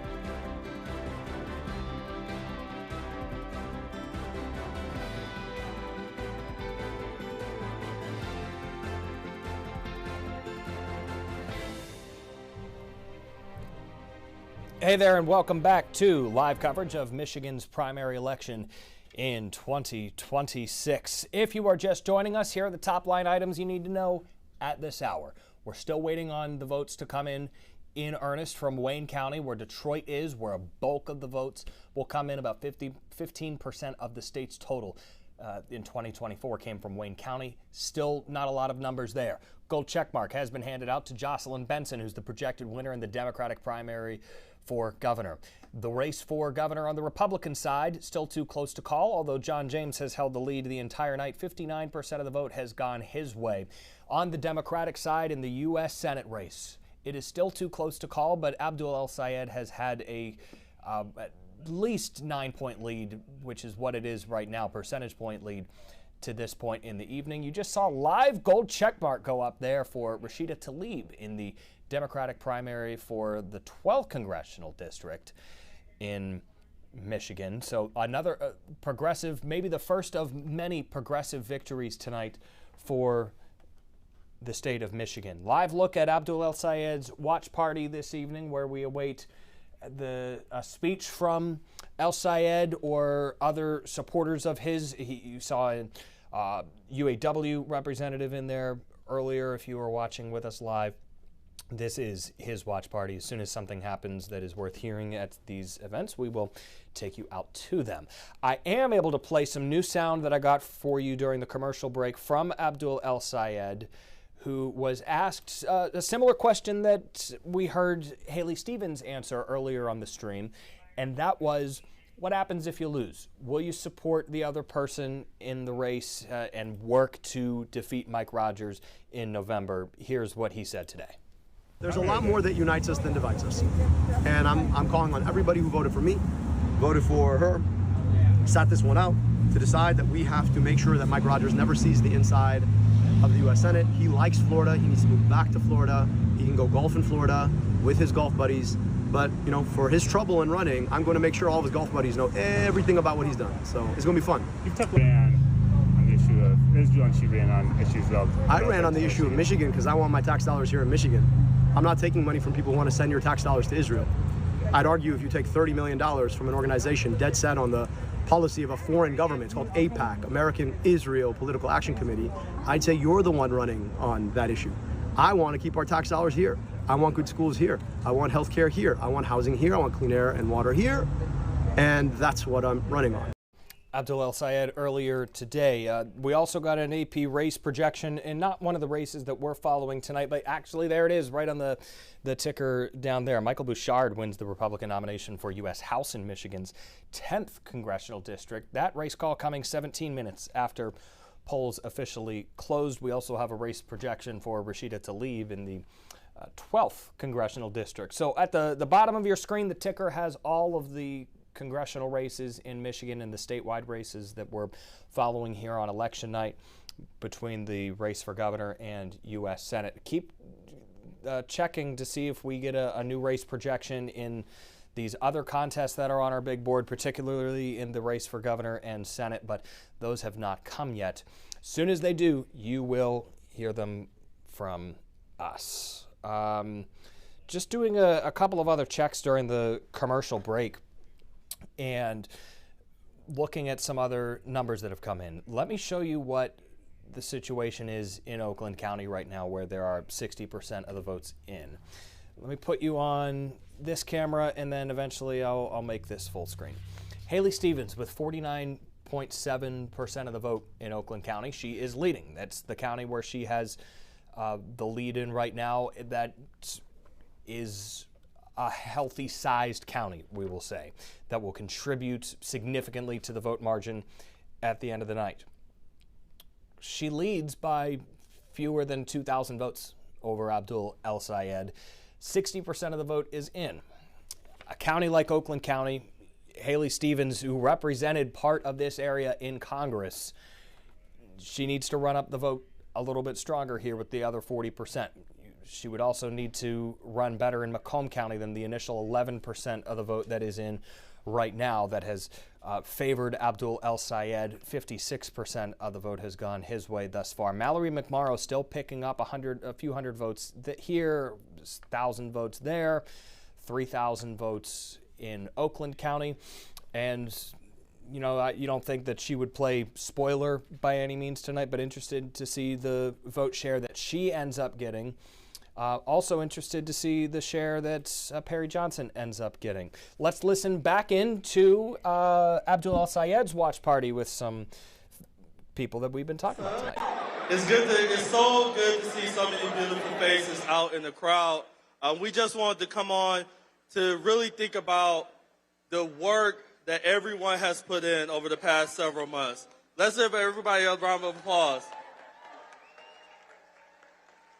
The number of conversations, the number of door knocks, the number of calls, the text messages, the videos that folks made a difference for today. So I just really want people to sit in that. Because when folks will say, oh, is this too progressive for the state of Michigan? No, right? Is money out of politics too far left? Right? Is Medicare for all too radical? And is putting money in your pockets just an extremist view? And that's exactly right. And we went out and showed folks that exact thing. And I want everyone to know, when we're thinking about an agenda that centers working families across the state of Michigan, that lifts up what we have in the shared values and ensuring that we work for our people and not for corporations, that's when we win. That's when we push folks like Abdul to become our next U.S. Senator for the state of Michigan, right? That's when we say up and down the ballot that we need folks that cater to people and not sell us out to corporations. So I just wanted to come on this stage and say thank you all so much for all the work that's gone on. We will have more work to do, right? We have more work to do, more people to reach. But I just want to say thank you. We're going to enjoy tonight, and we're going to get right back to work. Thank you all. And I just want to bring up my comrade, my colleague, the amazing council member, Santiago Romero. So progressives hope that this is a big night in the state of Michigan, and could we see multiple wins for progressives who are new to this? We will see by the end of the night. No check marks to hand out in the Democratic primary for Senate just yet. John James with the lead over Perry Johnson in the Republican primary for governor. Waiting to still see a good chunk of votes come in from Wayne County, where Detroit is, and Oakland County, Macomb County, still waiting for a lot of votes to come in from those areas that we don't have at this hour. But as soon as we do, those could be the ones that prove decisive here. So we were also talking about the progressive in Detroit. Let's go and talk about a couple of these congressional elections that we are monitoring tonight. Tim Walberg, the congressman for the Southeast Michigan counties that we cover, runs in a safe Republican district. His and many like it are not competitive in elections because of how districts are drawn. In Toledo, Congresswoman Marcy Kaptur, we are a Toledo-based news station here if you're watching us for the first time.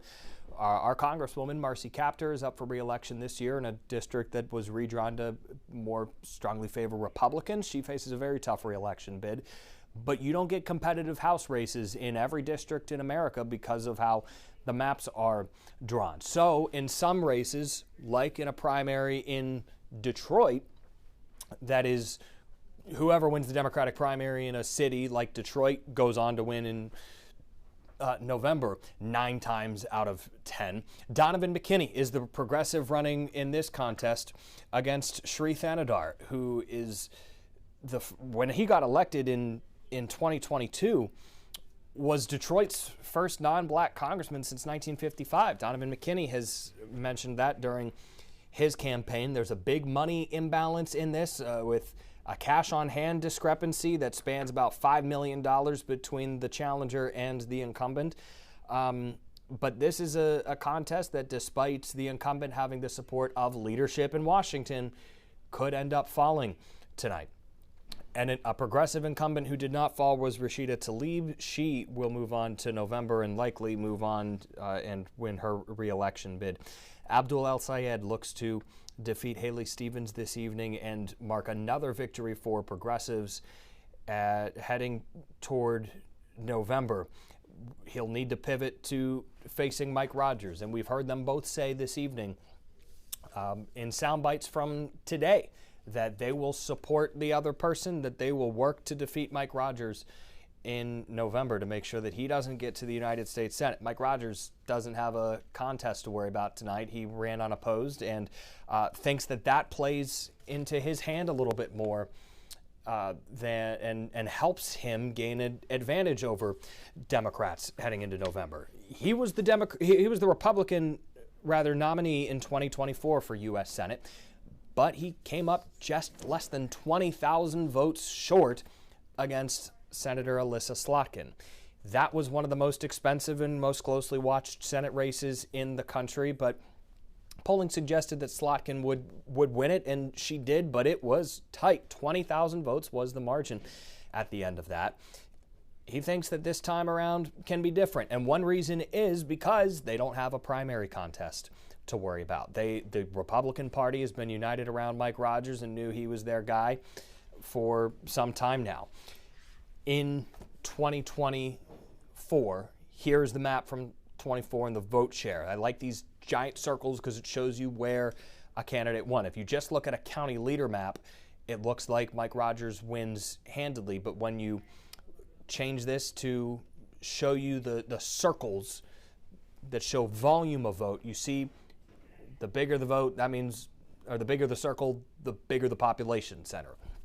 Detroit obviously contributing the most amount of votes. Wayne County, the outstanding county tonight that we are awaiting votes for, that has not really done squat for us. About 2% of the votes counted in Wayne County to this point, and Haley Stevens has 200 and change more than Abdul El Sayed of the 2,700-ish that have been tabulated thus far in Wayne County. But that is the biggest county in our area, and this is the county that I'm talking about and waiting on because of how big it is and how populous it is. Slotkin carried that in the 2024 general election. Her 532,000 to 267,000 vote margin of victory was enough to carry her to victory. You can look at any of the counties that she won and say that, but you run up the score in these bigger counties, you have to in order to have a chance to win statewide, when the final margin is just less than 20,000, which was the case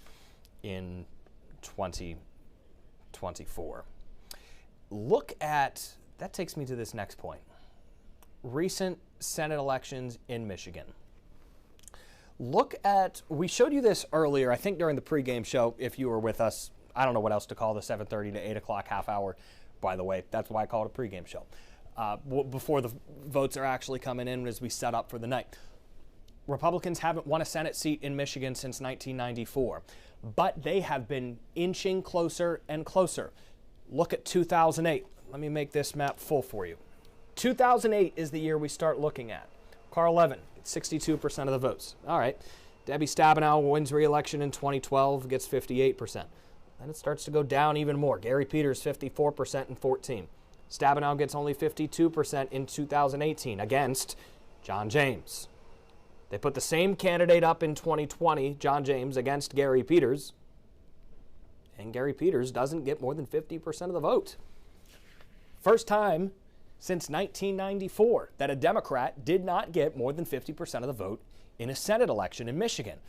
And it would happen again 4 years later. 2024, Alyssa Slotkin gets 48.6% of the vote to Mike Rogers' 48.3%.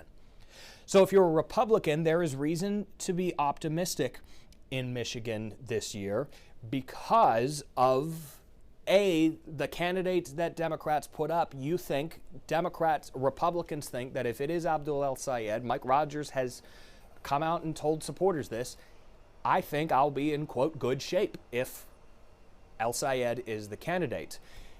The margins and the shrinking margin of victory could be one reason why. Republicans also haven't had a shot to win the governor's race in a couple of decades. They think, or in some time, they think this race is different. Let me show you. I think I also have other governor elections in a decade. I shouldn't say a couple of decades because it hasn't been that long since Rick Snyder was in office. 2014, the last time that Republicans won, though, in Michigan in the governor's race. The last two Democrats who have won have been women. Jocelyn Benson hopes to make that 3 in a row this year. Jeremy Ross will win the Democratic nomination for U.S. House in Michigan's 11th district. That is another projection coming in from the Associated Press tonight that you'll see at the bottom of your screen. 9:36 p.m. here in Toledo, Ohio, our headquarters for tonight as we monitor Michigan's election this evening. Abdul El-Sayed's campaign headquarters. We continue to monitor the stage here as more speakers come up and as we wait to hear from El-Sayed himself. We will take you there. We also await to hear from Haley Stevens this evening. The race is getting a little tighter as more votes come in. 162,000 for El-Sayed versus Stevens' 140,000 in the Democratic primary in the state of Michigan. When we come back, we'll see where some of these new votes are coming in from. We'll check out the GOP primary race in the race for governor and everything across the state of Michigan this evening. I'm Josh Krupp. You're watching Election Night 2026 on 13+.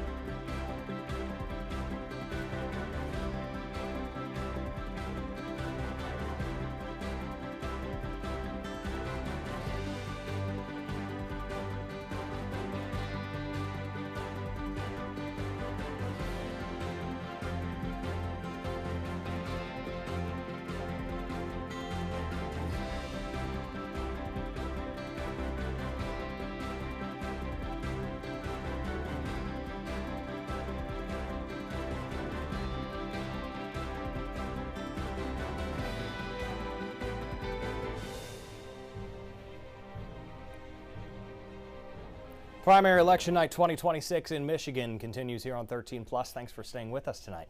I'm Josh Krupp. Just to give you a little bit of housekeeping information, top of the hour at 10 o'clock, we will begin Action News at 10 o'clock. So if you're watching on 13+ by way of the Roku or Fire TV apps, we're also on Apple TV, or if you're watching on our website or our app, a lot of different ways to get us. We'll switch this feed over to the 10 o'clock news. I'll have to do some cut-ins during the newscast. We'll let the people at home who haven't been lucky enough to join us on the stream know what's been happening in these contests in Michigan. If you're watching on our social media pages, whether that be YouTube or TikTok or Facebook, we'll keep it here during that 10 o'clock hour and keep talking with you about where things are heading, and hopefully get you some better numbers and some better results as more of the votes get tabulated. But I'll also have to stop a couple of times probably to do some hits for the newscasts. So just letting you know what's to come at the top of the hour at 10 o'clock. Still awaiting the projections and race calls from the Associated Press on a couple of big ticket items, including the GOP primary for governor, which Perry Johnson is not making a dent in, and the Democratic primary for U.S. Senate, which everybody is watching, that has Haley Stevens trailing right now 53 to 46 percentage points. 21% of the vote is in. About a fifth of the vote statewide is tallied so far in Michigan, with 4/5 still to go. That's how fractions work. Let me show you where some of these new votes have come in from and where they're not coming in from. You probably know the answer of where they're not coming from. That's Wayne County, still stuck at 2% of votes counted so far in Wayne County. And correct me if I'm wrong, or you guys can let me know in the chat if you see any problems coming in from Wayne County or from Michigan. Let me check on our ABC affiliate, WXYZ. Yeah, they don't have any glaring problems in Michigan. I want to correct something that I had mentioned earlier. We want to be accurate with everything we say here. I had said Sheriff Mike Bouchard. It's the younger Mike Bouchard that won the Democratic primary up there in Michigan, as a side note. So here is Wayne County results. WXYZ has far more numbers in Wayne County. WXYZ is the ABC affiliate from Michigan, or in Detroit, Michigan. They have 8% reporting. Abdul El-Sayed with 163,000 votes in Wayne County. The Associated Press does not have that kind of vote count in at this moment. And the Associated Press is who we lean on to make our race projections. So they have Abdul El-Sayed at 52% to 45% in Wayne County, which again is a county that Haley Stevens needs to win in if she has a shot at winning statewide tonight. And if not, at least make it darn close and run up the score in other counties. John James with a healthy advantage in Wayne County, 81,000 to 56,000. So these numbers are not being factored into the Associated Press's count at this moment. And these are the results that WXYZ has gone and received and has actually been on the ground to get. Because Michigan, I'll say it again, I apologize to those of you who have been on with us for the whole night and have heard me say how Michigan works.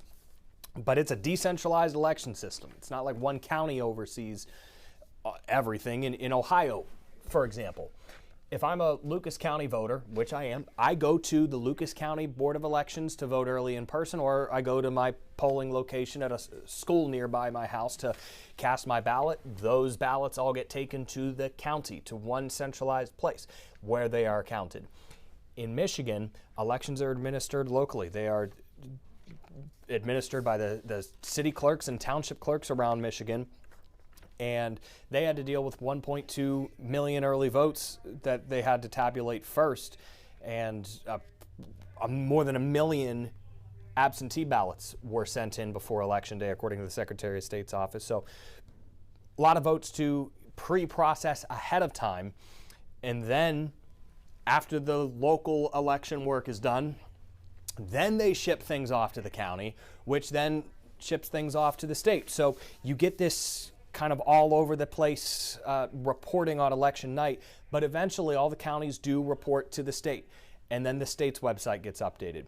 So it doesn't happen instantaneously like we all want it to happen, but the votes do get counted, and they do a magnificent job. If you get a chance to watch the behind-the-scenes work on an election night, if you get a chance to be a poll worker, if you are nerdy about this kind of stuff, it is fascinating, and I would bet an eye-opening experience for a lot of people to see how elections are administered, and the work that goes into making sure that votes are counted, tabulated, and processed efficiently and accurately. Let me look at the Secretary of State's website just for comparison to see where they are in terms of being behind everybody else. This is usually one of the last websites to get updated because, as we said, that trickle up kind of system that we have here. And they are very far behind. Look, 343 votes for Jocelyn Benson, according to the Michigan Secretary of State's office right now. So that's just all the votes that the state has officially been told by a county, hey, this is what we got. There are our numbers.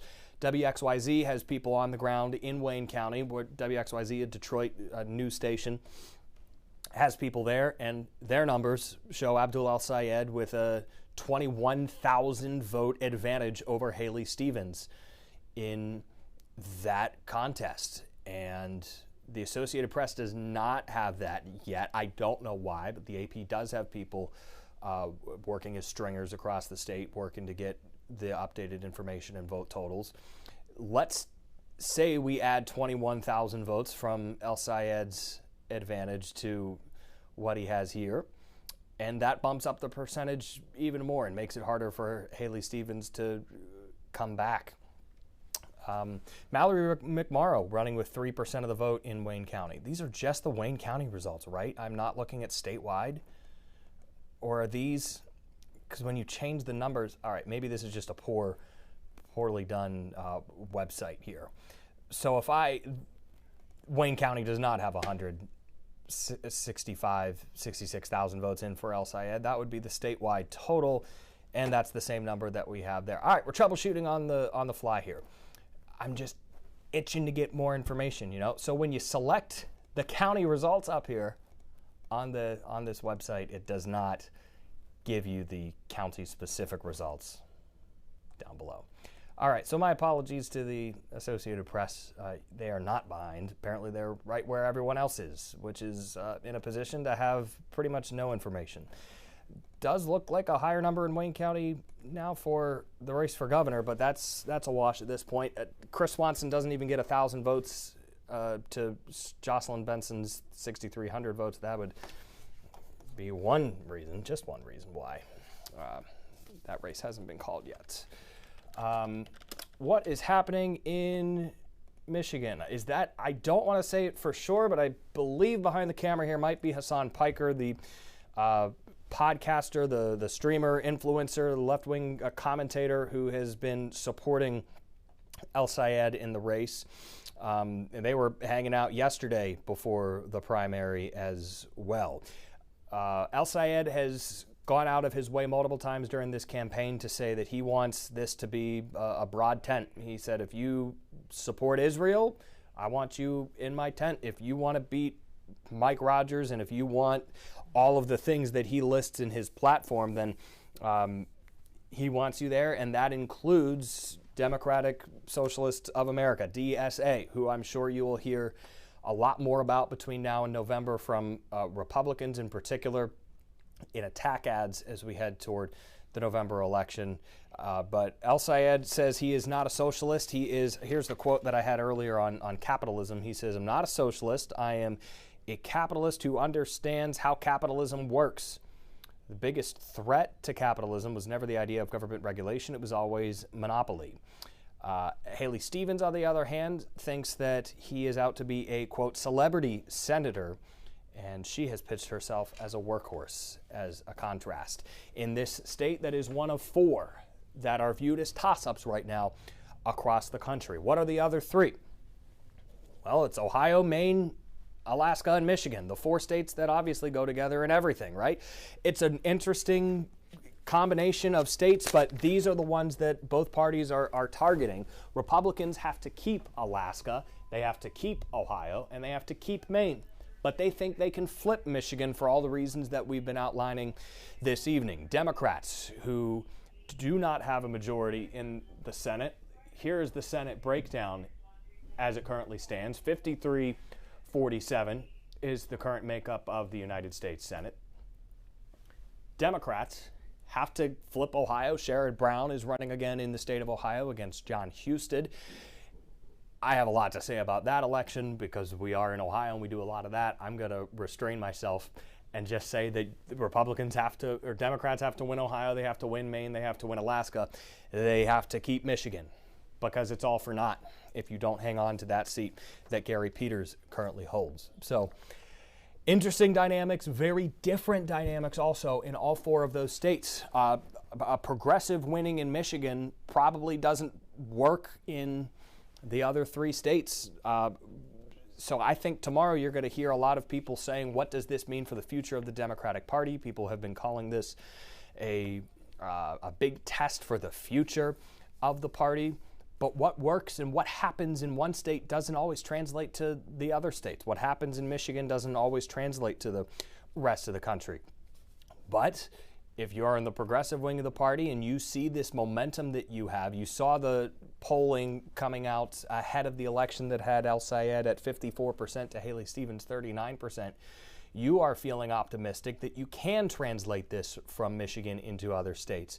And El Sayed has been saying he wants to have a role and play a role in deciding and influencing who becomes the Democratic nominee for president in 2028, though he says it won't be himself. But man, wouldn't it be interesting if he does throw his hat in the ring for president in 2028 because of who else we have running for president in 2028 potentially from Michigan. You have Pete Buttigieg, the former transportation secretary, who is also a Michigan man now. He moved to Michigan a few years ago with his husband Chasten, who is a Michigan native. You also have, of course, Governor Gretchen Whitmer, who has been rumored to wanting to pursue a run for president. She was in consideration to be vice president in 2024. And Alyssa Slotkin, the senator who barely beat Mike Rogers in 2024 and has been stepping up her media appearances and travel across the country. Alyssa Slotkin could also run for president in 2028. So on a Democratic debate stage, in theory, you could have both of Michigan's U.S. senators if El Sayed prevails tonight and in November and runs for president in 28. You'd have Slotkin and El Sayed and Whitmer and Buttigieg. It goes through Michigan and Ohio. Democratic primary is still too close to call in the race for United States Senate for Michigan. Abdul El Sayed with 53% of the total. John James still a healthy lead over Perry Johnson, 58-41 are your percentages, but still very low numbers coming in from Michigan. And a lot of that has to do with the numbers we're not getting in from Wayne County and Macomb County. But I did just watch a couple of those bubbles get a little bit bigger. And in doing so, didn't really change the outcome of either of these contests. We're down less than 25,000 votes now separate El Sayed from Stevens here. Again, 2024's primary, Detroit reported 80% of its vote total by 10:30. So hopefully we get a repeat of that and we get some more numbers in from Detroit and from Wayne County here soon. We're now up to 4% of the vote, though. A couple minutes ago, we were at 2%. The last time I told you the bubble got a little bigger, it went up to 3%. Just watched it go up to 4%. So 4% of the vote now in Wayne County. Maybe we're starting to get the gears turning here. Very tight in Wayne County. Let me make it full screen. 5,777 to 5,751.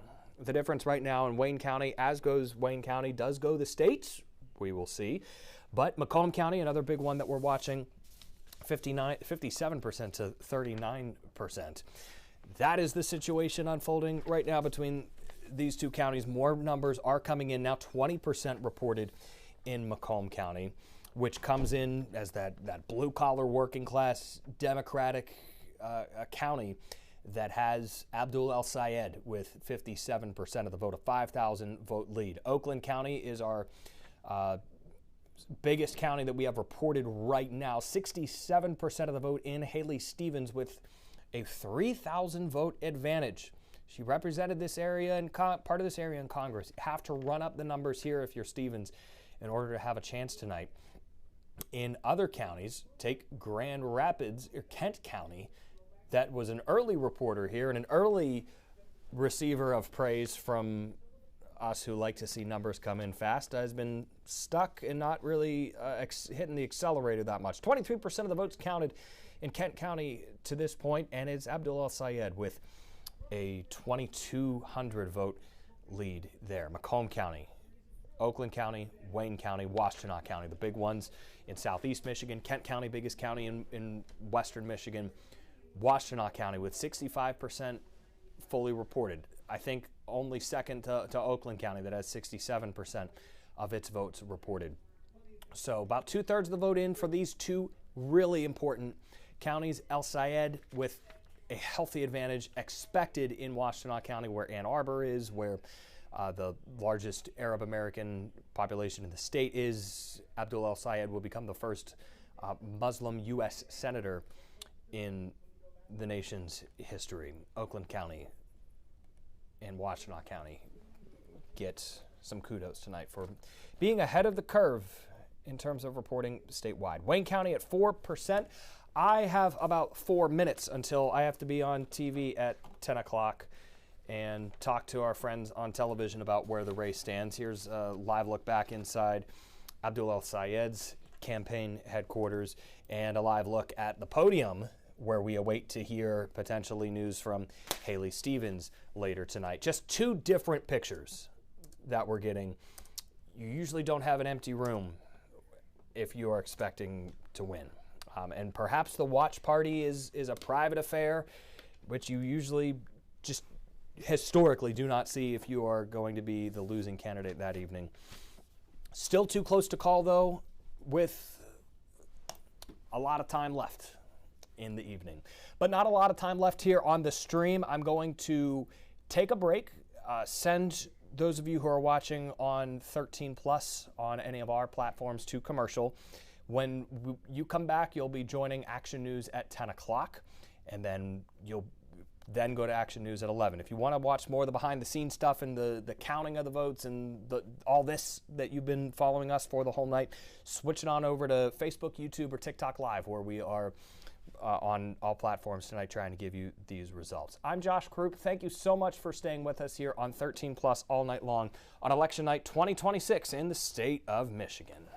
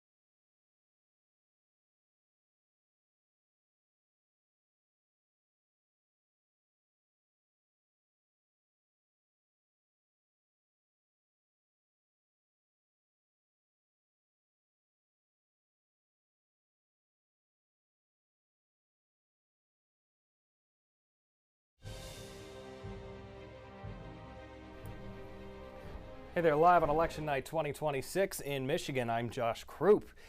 Got word from our producer that we're not going to have a hit in the 10 o'clock half hour, so we'll see them on TV at 10:30. 10:30 we'll be on TV, so until then we have time to talk, to look at more results, and hopefully get some more numbers from Wayne County. Let's go Detroit. Let's get our numbers in here. 22,000 votes separates Abdul El Sayed from Haley Stevens at this hour.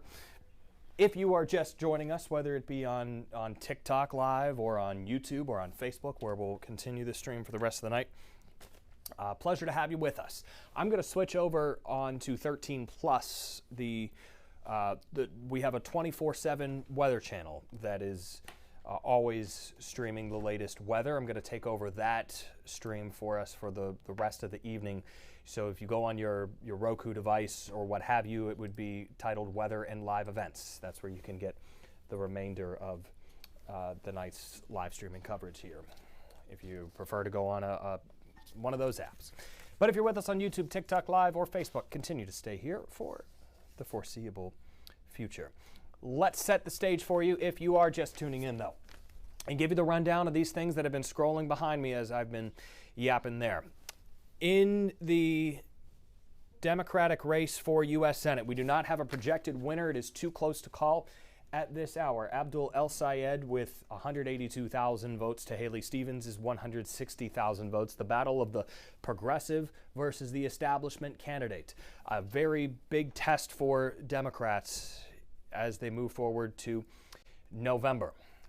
We do have a projected winner in the Democratic primary for governor of Michigan. It'll be Jocelyn Benson, to no surprise, moving on to November to face the winner of the Republican primary, which is also currently too close to call, according to the Associated Press. 98,000 votes for John James so far to Perry Johnson's 69,696. So a nice semblance of numbers on the big board, but no check mark. No check mark to this point. Still too close to call, and still outstanding vote totals coming from a lot of our big populous counties in southeast Michigan. We can probably turn this one off. Let me scroll down to the bottom here, and we'll keep checking in on the Republican race for governor that still has 1% of the votes in Wayne County tabulated for the Republican side of things. About a fifth of all votes are in across the state of Michigan. Big chunk of them still to come from Wayne County, and despite being the last to report, the last to close on the evening, we are getting one of our four westernmost Upper Peninsula counties with some numbers coming in tonight. Grand Rapids and Kent County still at 23% in. Circle just got bigger in Oakland County. All right, we just went from 60% of the vote in to 71% of the vote in Oakland County. 87,000 votes for Haley Stevens to Abdul El Sayed's 84,000 votes. Again, not running up the numbers that she needs to in Oakland County. Macomb County still at 20% reported. And with that update, we did not get a new batch from Wayne County, but we did see new numbers come in from Washtenaw County. Haley Stevens, elected to Congress for the first time in 2018. She flipped a previously Republican-held district and went on to survive a primary challenge in 2022 after redistricting. Andy Levin falling to her. Serving her fourth term in the House, has been endorsed by all of the names that you know in politics, from Debbie Stabenow to Gary Peters to even Chuck Schumer in Washington, D.C. Gretchen Whitmer weighed in with a very late endorsement of Haley Stevens, but nonetheless, she got the endorsement from Michigan's 49th governor. One of Congress's most outspoken allies of Israel and supporters of Israel, but has criticized Benjamin Netanyahu and said she is no friend of his. Still, the American Israel Public Affairs Committee, AIPAC, and its affiliated super PAC, the United Democracy Project, has spent big bucks to support Stevens in this campaign while going after El Sayed. She is in favor of a two-state solution and differs largely on the issue of Israel from Abdul El Sayed, who made that one of the key issues of his campaign, saying that he wants his tax dollars to stay in Michigan. And then you hear the rest of his platform. But AIPAC spending big money, more on Haley Stevens' race this year than any other race it has ever invested money in could that all be for naught? $98 million in change poured into this race from both sides, from both parties, the most expensive primary in Michigan's history. Live look at her opponent. It is Abdul El-Sayed in his watch party tonight. I believe the streamer Hassan Piker is somewhere in the crowd there, and if it's there were shots earlier that I thought I saw him. He is one of the people associated with the Democratic Socialists of America who have been supporting El-Sayed, who has said he himself is not a socialist, and Haley Stevens has said, no, he's not a socialist. Mallory McMorrow, who is another candidate who was in this race and is still on the ballot today, dropped out in July as her poll numbers were not improving. There was a report that came out this week from CNN leading up to the election about a lot of the behind-the-scenes jockeying in that primary contest that said that Kirsten Gillibrand, I believe it was, and National Democrats were going to try and frame McMorrow as a socialist going into November. And the person who's the furthest on the left is the one who is going to end up potentially winning tonight. The Republicans have also bolstered El-Sayed's campaign, and Haley Stevens has outwardly said as much, that Republicans are supporting El-Sayed because, as Mike Rogers has reportedly said, he'll be in good shape if it is El-Sayed who moves on to November and is the Democratic nominee facing the Republicans. No more race calls for Michigan. These are all for other states. Thought that would be a headline. Back in Ohio, have you been following the Max Miller saga? The GOP congressman is not going to drop out, even if Donald Trump calls for him to drop out. He tells Newsmax that even if President Trump calls for him to drop out, he would not do so. There's no chance I'm removing myself from this race. And he has only a few days to do so. I believe August 10th in Ohio, the deadline to replace a candidate on a ballot, but you have to do it between the 5th and the 10th in order to not have a special election triggered. But then the 10th, all candidates have to be certified, so a very narrow runway. If you're watching for that in Ohio and paying attention to that storyline, August 10th would be the deadline to get a new candidate in Ohio for Republicans. So on the Max Miller front, and that race for Congress, the Democrats see as a pickup opportunity. There's your latest headline. Nothing coming across my phone right now from Michigan. There's a news from Wisconsin. My Pittsburgh Pirates fell 4-2 tonight to the Milwaukee Brewers. That's awesome. So that'll put us maybe 4.5 out of the wild card spot. I could sit here and talk baseball for the rest of the night. I think maybe some people would enjoy that. All right, back to the big board. While I was talking there, I saw Wayne County go up 5%, 6%. Here's where things are right now. 6% of the vote is in Wayne County, and we're starting to churn the wheel a little bit in Wayne County. Not a massive lead for Haley Stevens, neck and neck, just 214 votes apart. 214 votes apart as it currently stands in Wayne County. Just 6% of the vote there has been reported, but that's more votes than have come in from some counties. And hey, for our Southeast Michigan friends watching locally in the 13 ABC viewing area, Monroe County has reported its first numbers of the night. So has Hillsdale County. Monroe County, just 2% of votes counted, 174 to 170. The low numbers in Monroe County and Hillsdale County, Abdul El-Sayed with 100 to 57. So I told you we check in on our friends in these three counties because those are the three that we service here in the Toledo area in Southeast Michigan. But the real bulk and the real chunk of the numbers tonight will come in from Wayne County and the likes.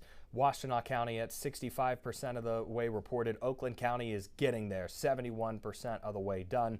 And Macomb County just at 23% of the way reported so far tonight. Kent County hasn't ticked up too dramatically, only at 24% of the way reported. Let's see. This is the race for governor. Mike Cox in this race is getting 12% of the vote. back on my big board, we don't have Mike Cox pictured here, and perhaps we should. The numbers aren't factoring in the other candidates. All right.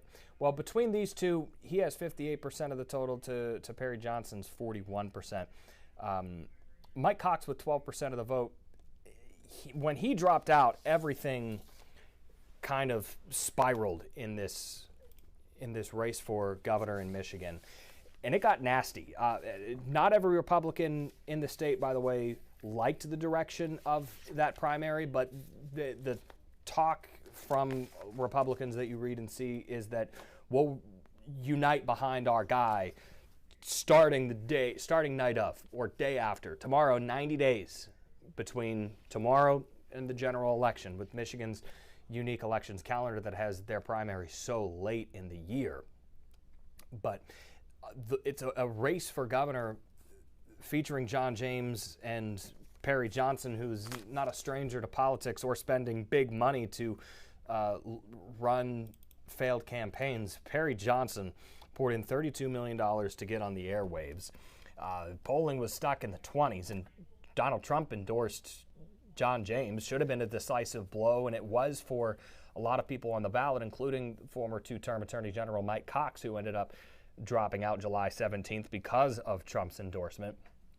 But James has faced some resistance from people from within the Republican Party. He skipped some early debates, said he was trying to unify the party, but some saw it as disengagement. He's been criticized, and Republicans have expressed doubts about him not visiting or getting to know certain parts of the state. Also, not to mention the fact that he has lost 2 previous statewide elections. We've shown his name up on the big board for U.S. Senate. John James is a name that people in Michigan have seen before on the ballot. But in 2020, he got 48% of the vote to Gary Peters, and in 2018, 45% of the vote to Debbie Stabenow. So perhaps third time is the charm running statewide for John James, but Republicans were not all sold on him. And President Trump, if you were watching earlier, even complained quipped whenever John James was jumping into the race for governor. Let me play you that soundbite from the president last year, who wasn't too happy that John James was giving up his seat in Congress, a very competitive seat that Democrats are now targeting. John James. I don't know. You know, he's running for governor, but I'm not sure I'm happy about that, John. Do we have somebody good to take your seat? Because otherwise we're not letting him run for governor. We can't. You have somebody good, right? Okay. As long as you like him, they'll win. John. All right, so President Trump and other Republicans weren't exactly thrilled that he was giving up his seat in Congress to run statewide.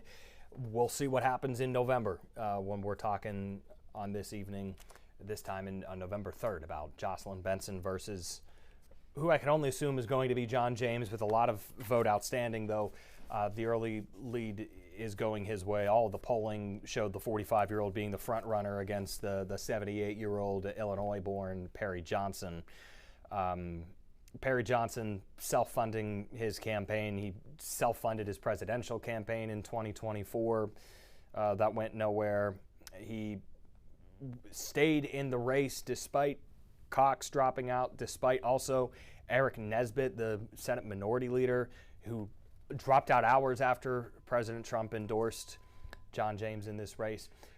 A Trump endorsement in 2026 carries as much, if not more, weight as it did in 2020 and 2016.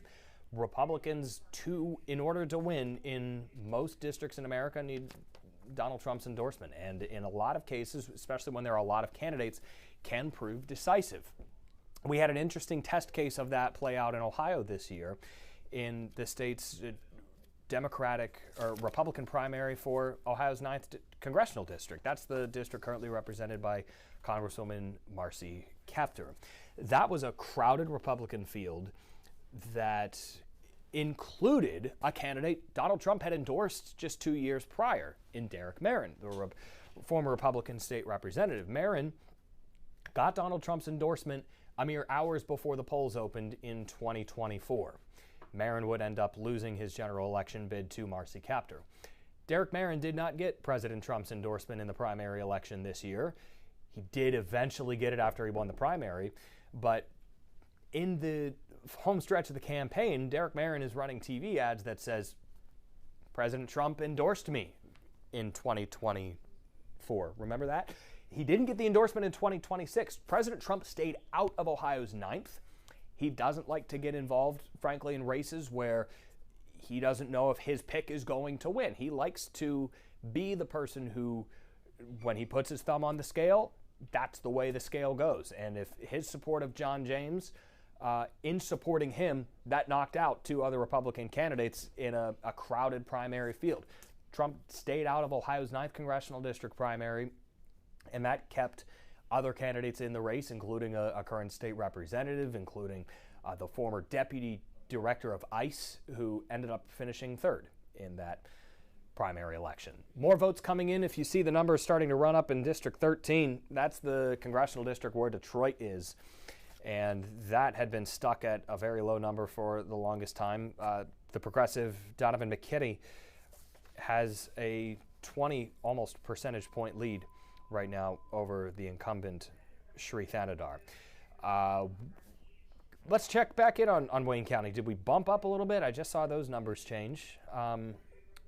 Wayne County up to 7%. And Haley Stevens isn't running away with it early on. Oakland County, 49.8% for Haley Stevens. So she leads in right now 2 of the big must-get counties in southeast Michigan for both of these Democratic candidates, Wayne County and Oakland County, the top 2 vote getters. 2024's numbers. Wayne County contributed 15% of the statewide total. Oakland County, 13.7%. The only 2 counties that had more than a 10% support, 10% of the total statewide vote count. For comparison, Upper Peninsula, one reason we haven't really checked in up here a lot, look how tiny the circles are. Again, I love the circles on these Associated Press maps because it tells you where the people are. It tells you where the vote is. Not a lot of votes coming from the Upper Peninsula, although in a tight election like U.S. Senate, where it's decided by 20,000 votes for Alyssa Slotkin, running up the vote totals and coming close and being competitive in some of these Upper Peninsula counties, very important. One thing Republicans were saying leading up to this election is, I don't know if my guy's going to go into the Upper Peninsula, or if he's going to go where he needs to go to compete and to win. It's all about the margins, and it all comes down to turnout, doesn't it, every year? But that's why the Upper Peninsula as a whole, just 3% of the 2024 general election total came from the 15 counties that are up in here. 3% all up in here, 15% just in Wayne County. And right now we have 7% of the votes counted in Wayne County. So still could be a long night for us on the stream as we count the votes and wait to see projected winners declared in these races, and keep refreshing to see when we're going to see more vote totals. We will call it a night eventually if we don't have a projected winner, or if there are still lingering issues getting vote totals in from Wayne County and the like. And we'll circle back with you in the morning, but we'll be with you here still at least until, I would say, probably 11:15, 11:30 this evening when we are on TV. I'm going to take a quick 2-minute break here and be right back on the stream. Do I even have... Oh, no, we're not on the... I don't need to take commercial breaks anymore because we're not on the primary stream. When we're on 13 Plus, when we're not in a newscast, we have to get so many commercial breaks in, and there's logistics and business stuff that happen behind the scenes. Don't have to worry about that when we're just chatting here on social. By the way, if you or your business partners want to sponsor the November general election, call our sales team. Operators are standing by. Let's check in on something that I haven't touched in a moment, and that is these 2 congressional races. Why do I have just two congressional races up on the board? These are 2 progressives. One of them, a progressive incumbent, in the case of Rashida Tlaib, who's already won her primary challenge, and she was expected to. The other, a progressive challenger, who you heard from on the stage earlier at Abdul El-Sayed's rally, Donovan McKinney. He hopes to unseat Sri Thanadar, who, if you've been on Twitter in the last couple of weeks in the final home stretch of the campaign, maybe you've seen some of Sri Thanadar's videos or his photos. I know it's the subject of a lot of social media fodder, but Thanadar represents Detroit, a majority black city in the United States Congress. And his win in 2022, the first time since 1955 that Detroit did not have the largest majority black city in the U.S., didn't have a black lawmaker representing it in Congress. He's made that one thing that he has talked about on the campaign trail.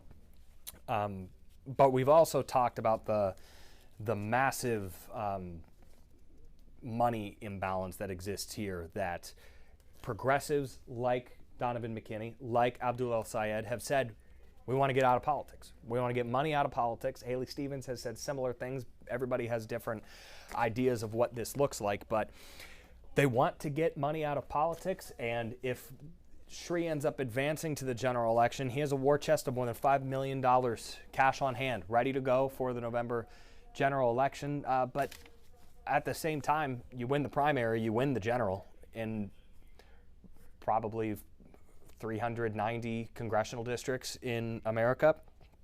So Sri Thanadar, if he is unable to win tonight, he'll be the latest incumbent member of Congress to lose his re-election bid, and another one to lose to a progressive. So we watch this race to see how big of a night it could be for progressives, as John James just got some more votes going his way. Can we call a race? I know that the AP is being careful, as they always are. More votes also just came in for Haley Stevens. Okay, let's dive in. Now that we just got some more numbers, at about 7 minutes, I'll have to pause, and we'll hop on TV. I'll let you in and watch the behind the scenes of that. More numbers. Okay, the numbers are coming in hot and fast. That's fun. Wayne County is getting some more reporting in, seemingly from, okay, they did for the Republican race. We're still at 7% Wayne County for the race for Senate. Okay, Washtenaw County still sits at 65%, 27% Macomb County, 73% Oakland County, 25% Kent County. 89% of the vote is in Eaton County. Shout out Eaton County being the furthest along and getting closer to that 99% mark that we want everybody to hit. 77% of the way in Livingston County, where Abdul El-Sayed has the lead. He also has 200-ish vote margin of the lead against Haley Stevens in Eaton County. Wayne County, come on, guys. Let's give me your numbers in Wayne County. Oakland County, 74% of the way done, and Haley Stevens has a 5,000 vote lead in Oakland County now. So, again, an area she has represented in Congress before that she needs to have success in tonight in order to win. Her 11th district includes suburban Detroit areas like Pontiac and Royal Oak and Troy, Michigan. She flipped a Republican House seat when she was first elected to Congress in 2018. That would have been Donald Trump's first midterm election. When a president gets into office, their first midterm election is almost always bad. It almost always ends poorly for whatever party is in charge, whether that be in the House or in the Senate. And historically, that is just what we've seen. Republicans are trying to prevent that same thing from happening this time around in Trump's first term in office. It's a little bit interesting to look at it that way, because you always historically, almost always, lose votes in your first midterm. But this isn't Trump's first midterm. It's his second midterm, but it's his first midterm of his second term. You get what I'm saying. But, whoa, okay. 21% of the vote is in Wayne County. That's huge. And we got ourselves a competition. Holy smokes. Okay, let's stop the presses. Big vote batch just came in from Wayne County. Haley Stevens, with 21% of the way done now in Wayne County, with a healthy advantage over Abdul El-Sayed. 66% of the vote of that initial 20% goes to Haley Stevens. Add in that big batch that she just got to give her a 23,000 vote lead in Wayne County, and now we're at neck and neck. Look at the totals that we have here. 230,880 to 230,039. So now we have a contest. It has been narrowing as the Wayne County vote total has gone up, but the numbers haven't been coming in hard and fast from Wayne County to this point. And the numbers that have come in have been tight. So that giant batch of votes, some 25,000 plus votes just came in, and they went to Haley Stevens, and they gave her a sizable advantage in Wayne County, a county she has to win in order to win tonight. Oakland County, 74% of the way done, and she has a 4,000 plus vote lead there. You have to run up the score in Wayne County if you want to win. If you are Haley Stevens, this is the best vote batch that she has had tonight. And now we are almost tied in that race. I do have finally a projection that we can make, though, in the GOP primary for governor. And the matchup is set in November. It will be Republican Congressman John James versus current Secretary of State Jocelyn Benson in the race for governor of Michigan. Those big batch of votes that we just had it come in from Wayne County. We also had good chunk of votes come in for Oakland County that went all to John James. He is expanding his lead there, expanding his lead in Livingston County as well. And so John James will be the Republican as expected to move on to November. But if you're just looking at the two of them, these are the numbers that we get in this Democratic primary. More numbers just came in. Okay, we're moving hard and fast now. 13,000 vote lead for Abdul El-Sayed now over Haley Stevens. I just like that we're getting numbers. We don't root for candidates here. I root for numbers and results and gold check marks. We got 2 gold check marks to hand out right now. And Abdul El-Sayed still with the lead over Haley Stevens. Made it really close with that batch that came in from Wayne County. You know what? I want to try and get Mallory McMorrow on this big board here, because showing 50-50, just the votes between the two, I think we need to also be seeing McMorrow up here. I'm not going to have her photo here, but I will work on getting that. In the meantime, here's a live look at Abdul El-Sayed's campaign headquarters. Don't have any commercial breaks to throw to. I'm also about to be on the 10:30 news. So why don't we do this? I'm going to turn up the volume from El-Sayed's watch party here. Stand by, hang with us as we get ready to do some hits on TV. I'll let you in behind the scenes.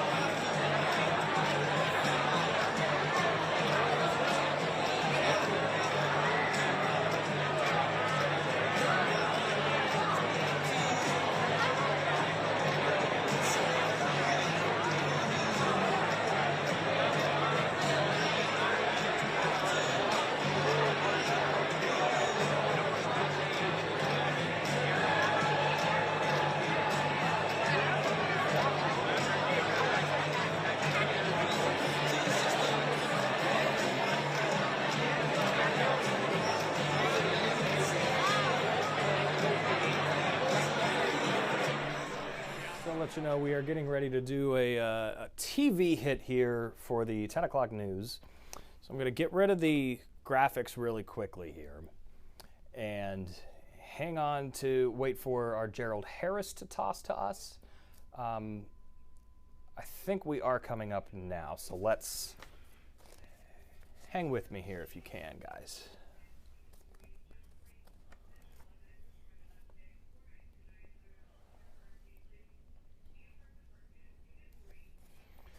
We are still waiting, Gerald, to get a lot of votes out from Wayne County, where Detroit is. That's where we're going to decide, I think, where the winner comes from tonight. Haley Stevens opening up a healthy lead in Wayne County with a good batch of 30,000 votes that just came in from Wayne County.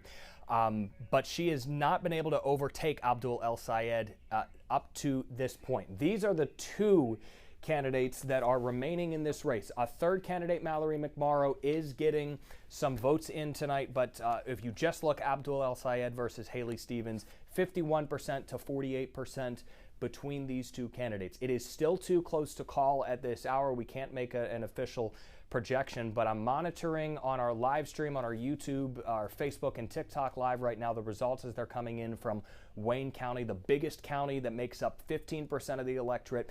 More numbers are just starting to come in from Wayne County. That's going to give us a better picture of what the rest of the night has in store for us. But right now it's El Sayed in the lead, Gerald. Okay. Thank you, guys. All right, so we are done on TV. Let's throw this back up here. Back over to El Sayed's watch party live here.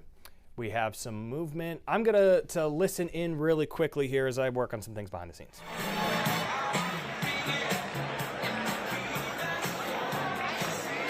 Michigan! Michigan! Michigan! The polls are closed, and right now we are standing here together and they are counting the votes. My name is Maurice Mitchell. I am the National Director of the Working Families Party, and there is nowhere in this country I would rather be tonight than here with you all.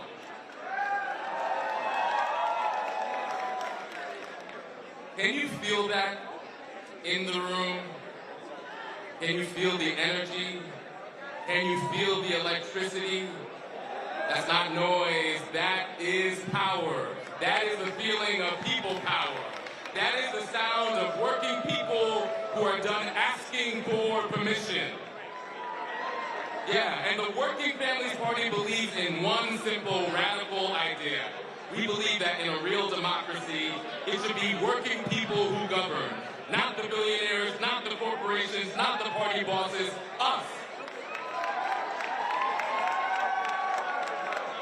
And over the course of this campaign, I have been out here with Abdul talking to voters about the state, all around the state, and it is so clear to me Michigan believes in that idea too. And that's why tonight you are going to make Abdul El Sayed your Democratic nominee for Senate.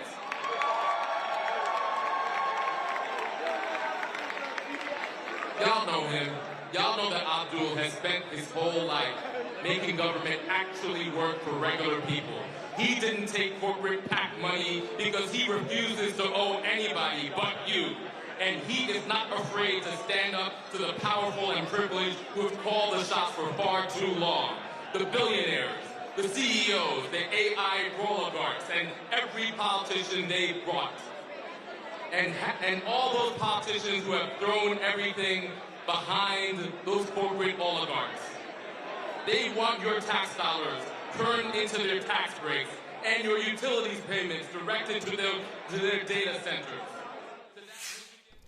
All right, back out here live at our election headquarters. I'm still working on trying to fix a glitch to allow us to see Mallory McMorrow on the big board on the touchscreen here, but I don't think I'll be able to do that. So for now, it is a two-way race here in this contest and in the GOP gubernatorial primary. There are other candidates that were on the ballot that are getting votes.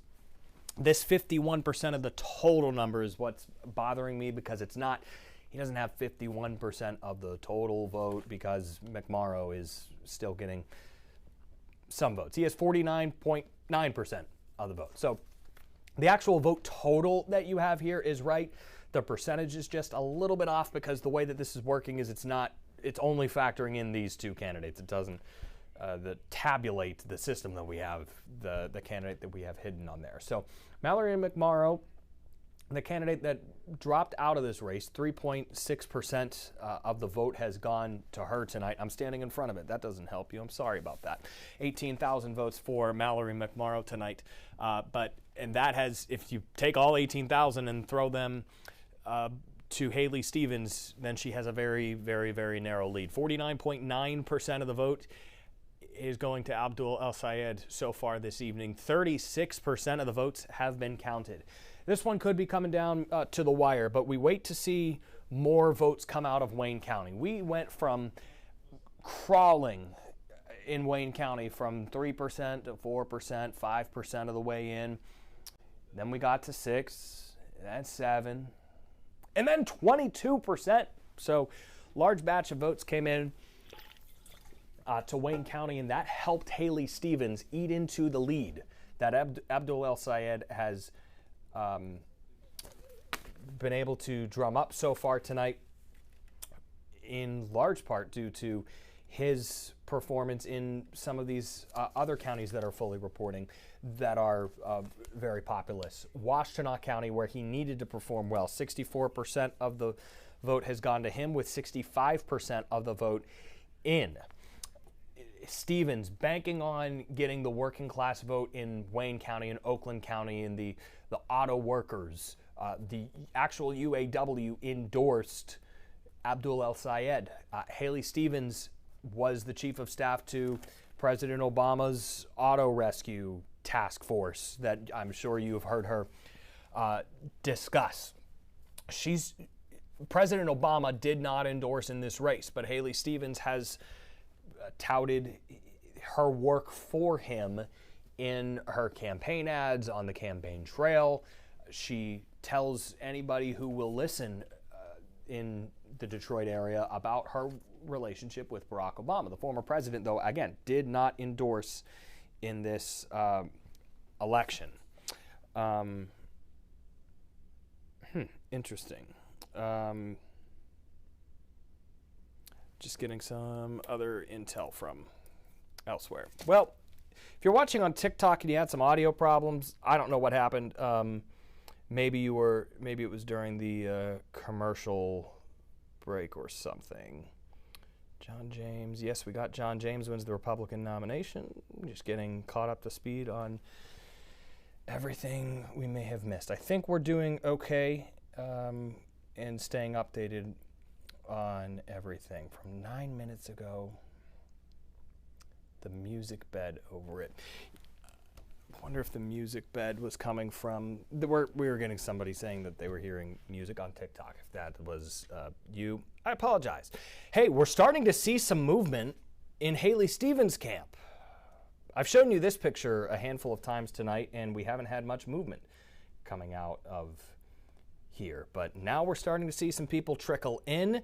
Very different scene at Abdul El-Sayed's watch party, where there have been people gathering. There's a TV where they're watching results, and multiple speakers have gone up to the podium. There is what appears to be a teleprompter on the stage for Haley Stevens, and some presumably supporters are starting to file in to the room here. So anytime you see activity, that's better than nothing, and hopefully that means we're about to get some more people joining, or more people talking about this race from the Stevens camp, because we have heard a lot from El-Sayed's camp tonight and some of his supporters, and currently ones who are actively on the stage.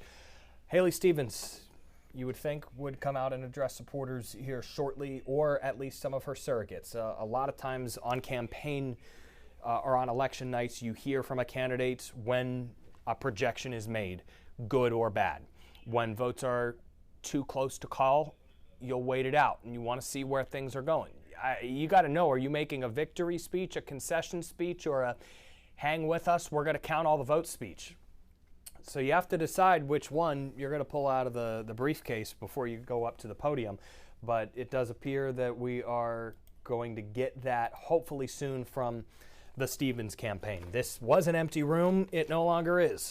So perhaps a sign of some things to come and some movement coming out of her campaign. Back to Abdul El-Sayed's camp as a live look here. another speaker just finishing up, and it is not the man of the hour. And over here, we do not have the woman of the hour. So we're still waiting to see both candidates come out and talk about their nights. As soon as I get any of that, I will pass it along to you. I think our next TV hit comes at the top of the hour at 11 o'clock. And at that point, I will take you on over to TV for another TV hit. Just checking to see if we have any new sound bites coming in. Bernie Sanders was on CNN earlier this evening discussing his support of El Sayed, and CNN is talking about Jocelyn Benson winning the nomination and Mike Rogers winning the nomination, but I don't see any big watch parties, at least, that are being fed down to us from either of those camps that we can dip in live to. So in the meantime, why don't I take a few seconds here? I'm going to reset and just go around the horn and make sure that we have all of our T's dotted and I's crossed. I will put up the rotating results as soon as we get new numbers and a new development. I will be right back. Just give me a couple of minutes here to touch base with all of the various players that we have to touch base with around here. Let's put the results back in here and stay with me on 13 Plus.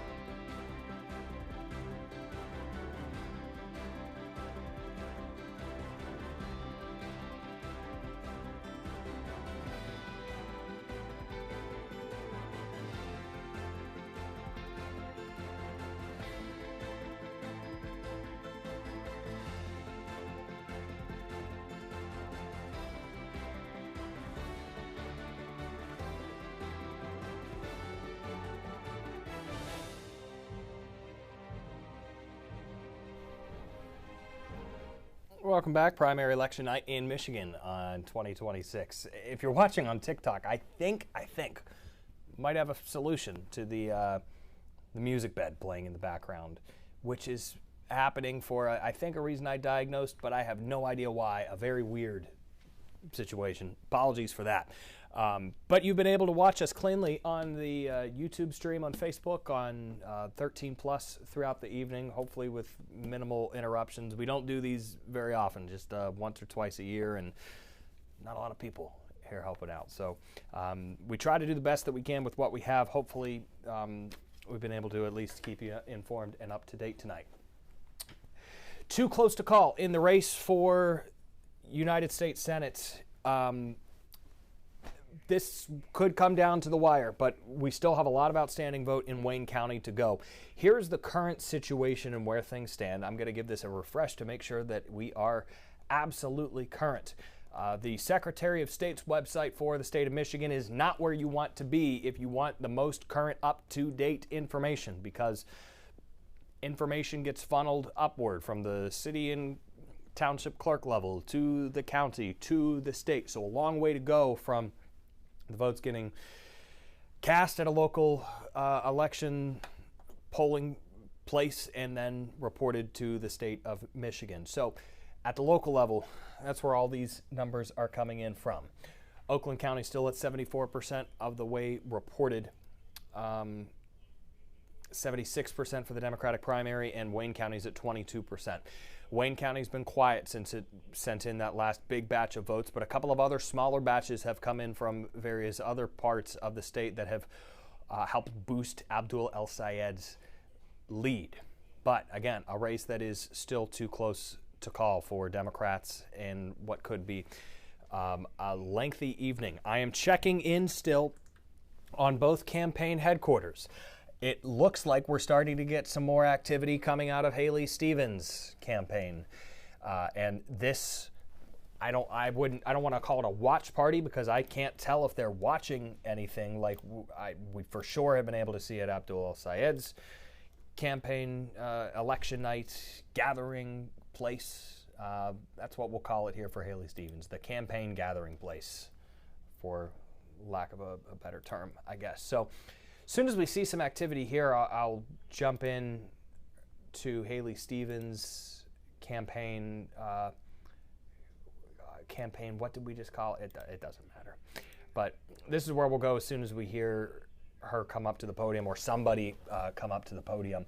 She's currently trailing, and the deficit is not insurmountable at this hour with a large outstanding vote from Wayne County. Wayne County still is only 22% reported, so 78% of the vote left to go in Michigan's largest county. Let's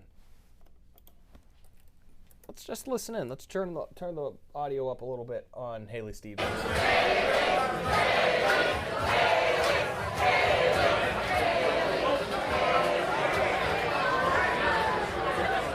We got a chant of Haley coming from there, the most activity we've seen from Haley Stevens' campaign gathering place. That's what we called it, campaign gathering place tonight, because it's not a watch party. That's what a lot of these are called, or campaign watch parties, or campaign or election night viewing parties. But I don't see any TV screens here. There's an American flag off to the right side, and you see her Stevens for Senate backdrop. 3 Michigan flags to the right, 3 United States of America flags to the left. There was a number of reporters that were just on stage, appearing to take photos of the crowd. I don't know who's in the crowd. I wish that we could have more information. I wish we had more numbers, frankly. Situation as it currently stands: Abdul El Sayed, 279,000 votes to Haley Stevens, 261,000 votes. Feels like we're starting to get more and more coming in, although it is a slow trickle at this point.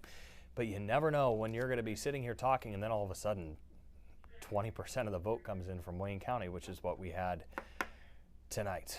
So everybody is waiting to hear what either of the two candidates in this Senate race have to say, bouncing back and forth live between both of these campaign gathering places, waiting for information.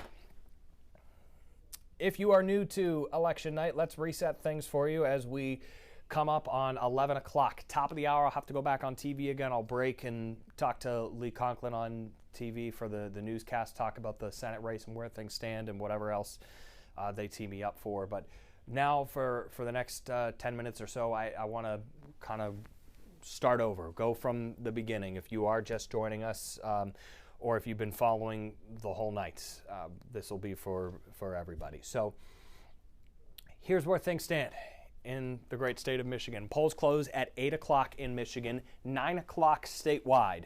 8 o'clock, most of the counties are done, except for 4 counties that neighbor Wisconsin that are in Central Time. We wait until 9 p.m. for those counties to get in. Once they do, all precincts are closed. But at this hour, not all precincts are reporting. The ones that are have Jocelyn Benson, the current Secretary of State, winning and moving on to November to be the Democratic nominee for governor of Michigan. She is trying to replace Gretchen Whitmer, who is term limited. John James, the Republican congressman, will move on to November after defeating Perry Johnson tonight with a pretty healthy advantage over him. There were other candidates that were on the ballot that we don't see on here on the big board who ended their campaigns, did not make it this far into the election cycle, and therefore didn't make it on our big board. John James gets the Trump endorsement, and that kicked out the other Republicans who were in that race and ultimately gave him a clear path to win tonight. Republicans say they will unify around their party's nominee tomorrow. We will see if the same happens for Democrats in the United States Senate race if we get a win tonight. Haley Stevens, Abdul El-Sayed, still too close to call. 51% of the votes between these two. The vote total that you see here does not factor in Mallory McMorrow, who has had about 3% of the vote. More numbers just came in. Didn't really put a dent in either of the totals, but 280,000 to 263,688 right now, the difference between Abdul El-Sayed and Haley Stevens, a race that is still too close to call. Republicans think they have a shot to win this race because it has been trending Michigan toward the right, a purple state in the last few elections, up for grabs, but won by Democrats in United States Senate contests. President Trump won the state in 2016 and 2024. Joe Biden won it in 2020. That year, Gary Peters won the United States Senate election against the aforementioned John James. But Gary Peters didn't get 50% of the vote. The first time that happened since the last time Republicans won a Senate race in Michigan, which was in 1994, when Spencer Abraham, the future energy secretary, as we all knew at the time, right, went on and won in 1994. That would be the last time that Republicans won a Senate seat in Michigan. It was also the first time since '72 Democrats control Senate seats in Michigan. But Republicans think that trend, because of the numbers that we see here, 62% in 2008, and 58% in 12, 54% in 14, 52% in 18, 49% in 2020, 48.6% is the percentage of the vote that Alyssa Slotkin got when she won the Senate seat in 2024. Her opponent that year, Mike Rogers, the Republican who ran unopposed this time around in the GOP primary. Republicans able to unite around him early. He thinks that will benefit him going on to November. He also thinks that he'll be in good shape, as he said on a phone call with donors, if he ends up facing Abdul El-Sayed in November instead of Haley Stevens. So Republicans have been boosting El-Sayed and have been rooting for him to win. They think he is the more beatable candidate. That's not uncommon in modern politics when one party tries to boost the opponent or somebody from the opposite party that they think will be an easier opponent in a general election. We've seen it play out here in Ohio, and it doesn't always work. Republicans tried to boost Bernie Moreno in 2024 in the GOP primary, and they thought that he would be the easier opponent for Sherrod Brown to beat in November of 2024. Ultimately ended up losing anyway to now Senator Bernie Moreno. Senator Alyssa Slotkin wins in 2024 with 48.64% of the vote against Mike Rogers, 48.3% of the vote. Less than 20,000 votes separated these two in 2024. Mike Rogers and the Republican Party thinks that this year they can finally take Michigan back. But it's all going to depend on what candidate Democrats end up putting up for the election in November. The primary has already been the third most expensive on record. This is the spending in Michigan Senate primary. $80 million of money coming into this race for the Democratic primary. We have seen $17 million spent on the Republican side of things, where Mike Rogers again was running unopposed but has been on TV reintroducing himself to Michigan voters. Will Republicans be able to pull it off in November? Largely, probably depends on who ends up going up against Mike Rogers in November, one way or the other. We're going to have a very different general election campaign if Haley Stevens wins versus if Abdul El-Sayed wins. Very different candidates running on different sides of the Democratic Party. El-Sayed, of course, coming from the progressive wing, backed by people like AOC, Bernie Sanders, Elizabeth Warren through her support behind El-Sayed. Haley Stevens, the establishment pick, a member of Congress actively who flipped a Republican seat to get to Congress back in the 2018 midterms whenever she won her first congressional race. Worked on the President Obama's auto rescue task force whenever he was in office. Haley Stevens, the establishment pick versus Abdul El-Sayed, the progressive. Who ends up winning tonight and moving on to November? We get a very different general election, one way or the other. Still too close to call. But we do have that matchup set for the race for governor. It'll be Jocelyn Benson versus John James. And I don't know where the polling will be for that. I haven't looked ahead to the general election too much as we've been prepping for the primary election here. But this is the matchup that we know we got. John James and Jocelyn Benson. Benson, name recognition statewide. So does John James. Benson has been an active statewide elected official, though, for the last 8 years as the first woman Secretary of State in Michigan. And that is different than John James, who is a congressman who represents a district that Democrats are now targeting to try and flip this year. Who has lost statewide elections twice, as we showed you just a moment ago on that Senate map. John James versus Jocelyn Benson in November.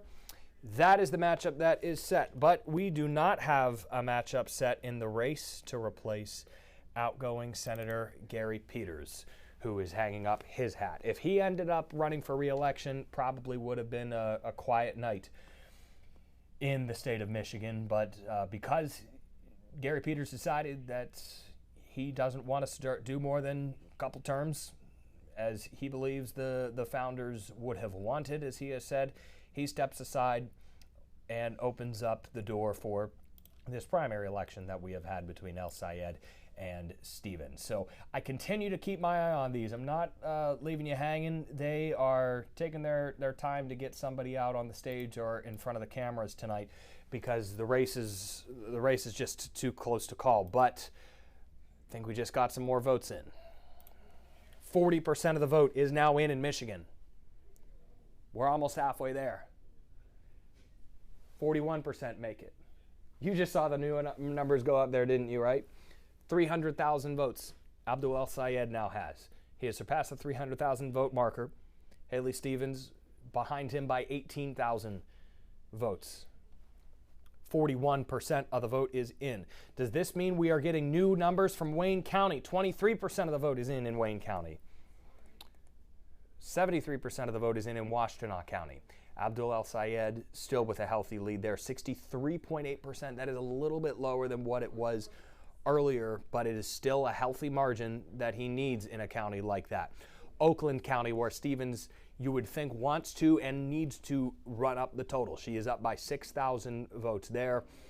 And right now, we're getting more and more of these smaller counties that are starting to trickle in. And let me switch this over from the circles to just the county leader. Haley Stevens is winning in a majority of the counties, but the majority of the population comes down here in southeast Michigan, where you see a lot of the pink, and in these two green counties between Wayne County and Oakland County. Wayne County, of course, holds Detroit. Just 23% of the vote is in right there. 43,000 of the votes for Haley Stevens currently at this hour. She has 100,000 of her votes for the whole night coming in from Oakland County. Numbers just ticked up again there. The further we get into the night, the higher this number is right here, votes in, the estimated total.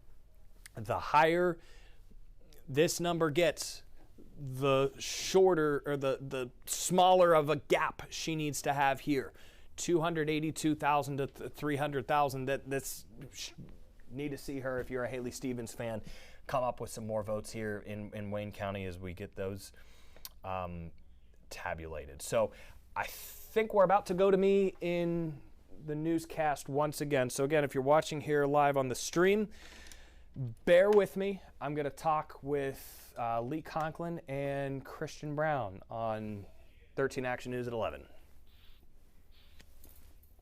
Oh, we're out of water. That's all right.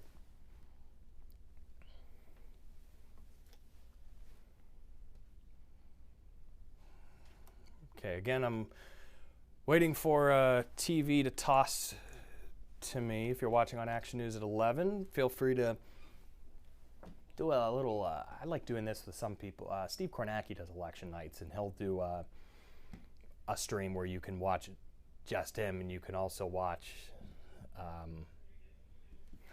you can watch him behind the scenes, but you also, okay. And they're tossing to me.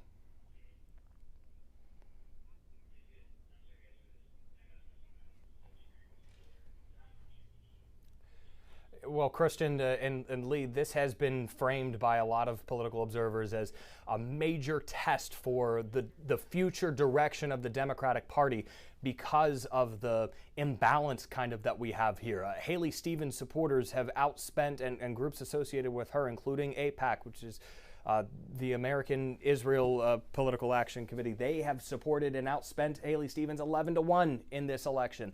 El Sayed has a grassroots campaign of more than 10,000 volunteers. He has said this will be the many versus the money, and he believes he has the chance to win. So far, he has 51, we just saw more votes come in there, 306,000 to 286,000, roughly 30,000 vote lead at this hour. But very important to note, and a big reason we don't have a check mark on this with 41% of the vote, almost 42% of the vote in right now, Christian and Lee. Only 25% of the vote is in Wayne County right now. That number has been ticking up steadily over the last hour, where we have seen it go from 6% to 25%. A lot of outstanding vote in Wayne County, where Haley Stevens has pulled ahead at this hour, but still outstanding votes there, and in Macomb County and in Oakland County, where Stevens also has an advantage. Still too close to call at this hour, guys.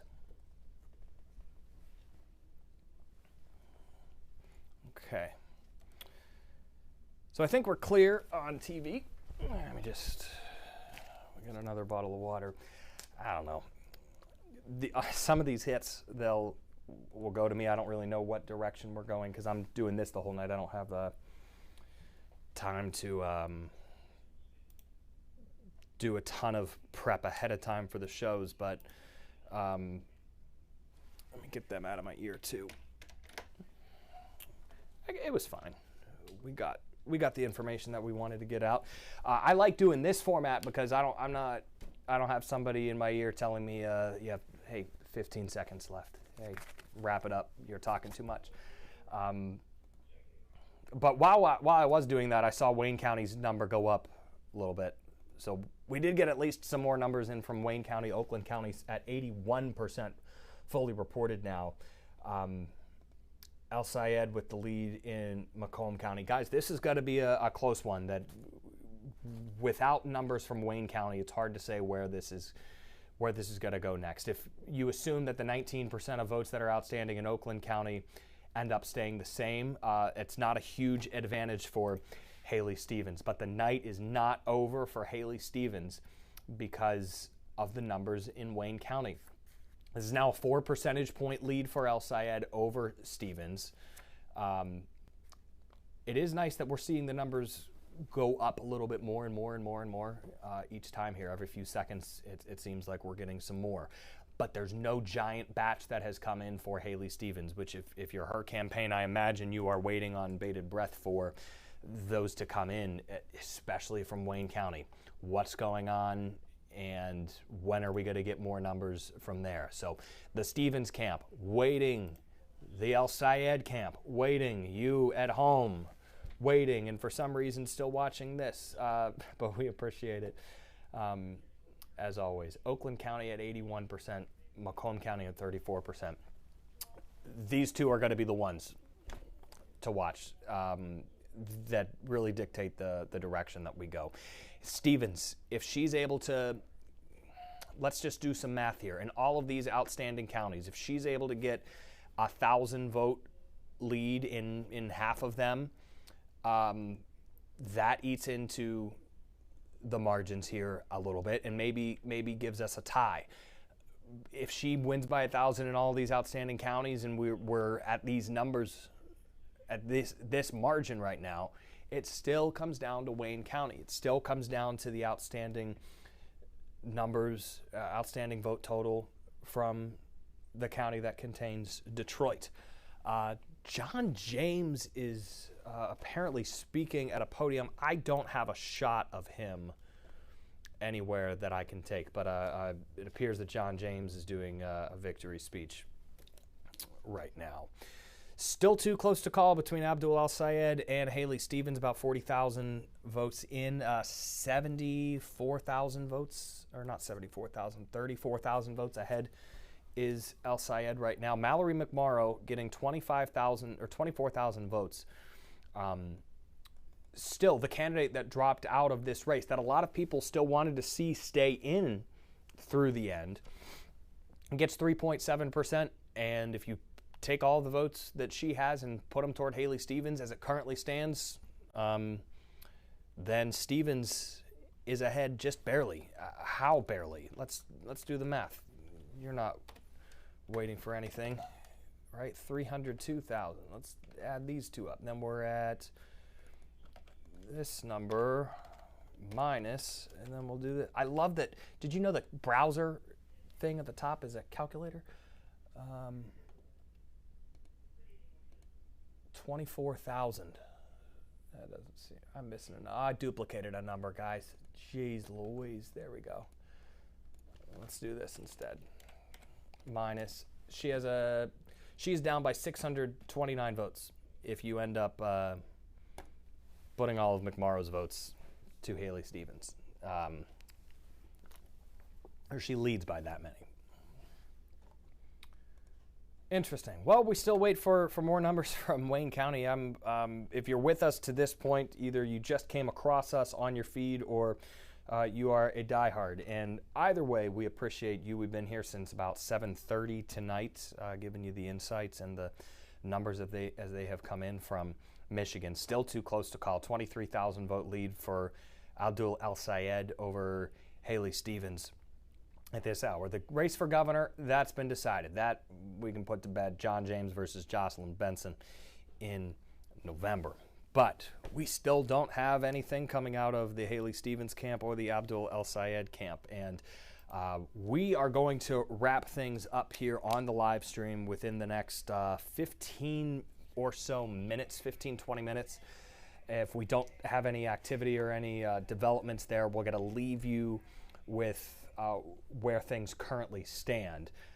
And we will have the latest on Action News Good Morning and all day tomorrow on 13abc.com and wherever you get 13 Action News. Let's put the ticker back down there for you. The ticker tonight has been having the entire state of Michigan's congressional election results, from Senate to the 1st congressional district in Michigan, also the other notable statewide races. So those have been going at the bottom. We have check marks for a lot of the races. We do not have check marks for the one big one that I know you're all waiting for. Also are still waiting for some more numbers out of Detroit. We're monitoring this election, and this is the first time that we have seen the incumbent congressman from Detroit, Sri Thanadar, take the lead over Donovan McKinney, the progressive running in Detroit. Got to see how the numbers end up coming in, but the batch that we saw come in for Haley Stevens and against Abdul El-Sayed in this district would seem to indicate that maybe the support isn't going to be there for Donovan McKinney to overtake Sri Thanadar in the Democratic primary for Michigan's mighty 13th congressional district. Kind of a minier version of the Senate race without a lot of the extras, stuff that comes with being a high-profile Senate contest, but it's a progressive versus someone who's been there. And Haley Stevens isn't an incumbent, but she is a current member of Congress. Sri is a current member of Congress. He has the first lead that we've seen tonight that we've checked in on this race over the progressive challenger, Donovan McKinney. 53% to 46% is that vote total right now. I wonder, I haven't been checking in on that race on the AP's helpful gadgets. So why don't we head over there? Let me get back over to this camera. Continue to keep our eye, by the way, on the Stevens and El Sayed camps. There, that's cool. I'll put this in the bottom corner for you. That is a live picture-in-picture look at Abdul El Sayed's watch party in the bottom right-hand corner of your screen. Let's go to, I want to check out that 13th Congressional District, putting a progressive against an incumbent, kind of the mini Senate races I've called it tonight. It's not. I understand that you can make a lot of arguments that's against that, but still, the storyline is what I'm here for. So, 13th District in Detroit. We don't have a lot of hyperlocal data, but the 27% of the vote counted for this district, says AP. They have not called this race for the incumbent yet, Sri Thanadar, but if it keeps trending this way, Donovan McKinney is going to come up a little bit short this evening. We heard him out with Abdul El Sayed earlier this evening as well. 26% were still stuck out in Wayne County. Macomb County at 34%, 83% of the way done in Oakland County, 73% of the vote in from Washtenaw County. So Oakland County, that number continues to tick up, and the most recent update does have Haley Stevens expanding her lead there ever so slightly, about 8,300 vote lead from Oakland County now for Haley Stevens. That helps get her back into this race as we track the numbers live. 26% of the vote, though, in Wayne County. And I wish I could dance more around this, but there's really no other way to say it, that just without more votes coming in from there, even that, sure, we don't have any votes coming in from Montgomery County right now, or some of the, from Marquette County, which is a Democrat majority county in a lot of elections. Don't have any numbers coming from these areas, but Wayne County is the one that we really need. Also, Lenawee County, for our loyal viewers in the Toledo area, because we're based in Toledo in Northwest Ohio. We cover Lenawee County, Monroe County, and Hillsdale County. I don't have any information for you from Lenawee County. I just have nothing. They're one of the counties that has reported absolutely nothing according to AP at this hour. Hillsdale County, 74% of the way in, and Haley Stevens, it very narrowly edged out Abdul El Sayed in that very heavily Republican county. Mallory McMorrow gets 6%. And I keep talking about McMorrow eating into the deficit, or into the lead that El Sayed has. Who knows, maybe by the end of the night, Stevens is able to get a big chunk of votes from Wayne County, flip this, get in the lead, and then you look at the vote total that McMorrow got and went, man, if there would have only been 2 candidates on the ballots, then we wouldn't be talking about having maybe a Stevens win or an El Sayed win. A third candidate in a one-on-one race can always have really weird outcomes. Whether that third candidate is a legitimate third-party candidate or just a third person who is, in this case, on the ballot and ended up dropping out at the end, as is the case with Mallory McMorrow. Still on the ballot, still getting some vote chunks in there, but El Sayed is the one that has the lead over Haley Stevens by 21,000 votes, thereabouts, 22,000. Math's starting to get a little harder now. 45% of the vote in statewide, though. That's a number we're for sure about. Macomb County, 34% of the way in. You're getting there, guys. Keep it going. Thank an election worker near you if you see them. 66% of the vote is in Kent County.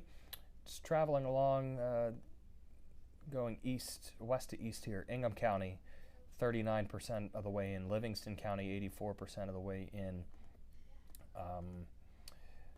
If we just switch this over to uncounted votes, this is a tool that we haven't really used yet tonight, but this shows you where the votes are for Haley Stevens potentially to get. Let me put this up full screen for you.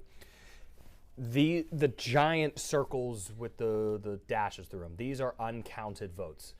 These are where all of the remaining votes are going to come from tonight. In the Upper Peninsula, it's really Marquette County and Dickinson County that are going to give you any votes, but the 15 counties in the Upper Peninsula contribute about 3% to the statewide total. Bulk of the votes that are outstanding, as you see here, are going to come from these circled areas. Let's go through these circled areas and see where we're at. I'll put the El Sayed box back up there too. Wayne County, of course, with the biggest outstanding vote total at this point in the game. 74% of the vote still outstanding in the city, the county that contains Detroit, which is in the northern part of Wayne County. Going to the northern border, Macomb County, 55% of the vote has gone to Abdul El Sayed, but only 34% of the votes are counted there. Another big county, Genesee County, which we haven't really touched on much at all tonight. Just 3% of the vote coming to us tonight from Genesee County. That's the 5th largest vote getter in the state of Michigan. Wayne, Oakland, Macomb, Kent, Genesee, and then Washtenaw. Those are your top 6 most populous counties, most with the biggest electorate. In the 2024 election, most of the votes came from those 6 counties. Genesee County has a big circle here because only 3% of the vote is in right now in Genesee County. Macomb County also has a circle that looks to be very close in size to Genesee County, meaning the AP believes that there's about the same amount of vote outstanding in Macomb County as there is in Genesee County. Flint is in Genesee County. We don't have a good barometer or any really good data to extrapolate from Genesee County with just 3% of the votes that are already counted. So if you're watching this late at night, it's 11:17 now, and wondering, why do I not have final results yet from Michigan? It's because there's still a lot of outstanding votes from some of the biggest counties in the state, in Genesee County, in Macomb County. Oakland County less so, but look at, even though Oakland County is 83% reported thus far, let me zoom in. Oakland County is 83% reported, but the circle is about the same size as Genesee County, as an entire county. There's still, the suburban Detroit area is still a lot of vote to be had from Oakland County and from Macomb County, though less so than Genesee County and then Macomb County. So just because we're at 83% doesn't mean there's no more votes to grab out there from Oakland County. If you are Haley Stevens, an area that you have partially represented in Congress, need to run up the score at home. County leader map, we switch that over and just strictly look at who is winning what counties up to this point in Michigan. Haley Stevens has a majority of the counties, but as we were just showing you, the majority of the people live down here in this part of the mitten. Upper Peninsula split. A majority of this part of Michigan in the upper part of the mitten. If you're watching from outside of Michigan, that's how people talk. I have friends that say I'm from here or I'm from here. They show you the mitten.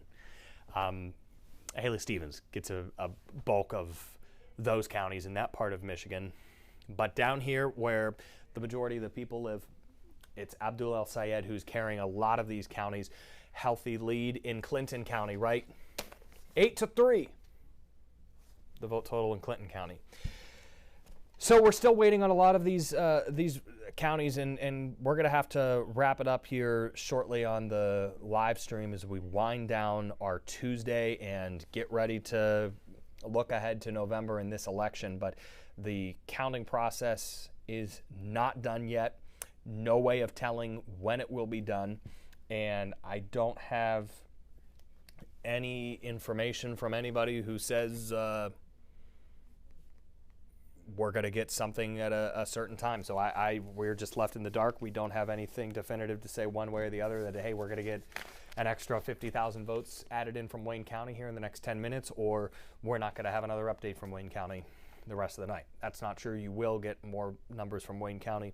It might just not be with yours truly. 46,000 votes counted in Wayne County for Haley Stevens to this point, 31,000 for Abdul El Sayed. That's just one county in Michigan, though it is the biggest county in Michigan. When you add in not just those counties, but also everybody else, Abdul El Sayed, 341,000 votes to Haley Stevens, 316,000 votes. This is too close to call, but the more you get in, okay, that was a little more votes. We like a little more. 349 to 324. If you're rooting for Haley Stevens in this contest, though, you're not, every time these numbers flash, aside for one moment in this evening, it hasn't been good news to the point where you can overtake El Sayed's lead that he has built up to this point in the night.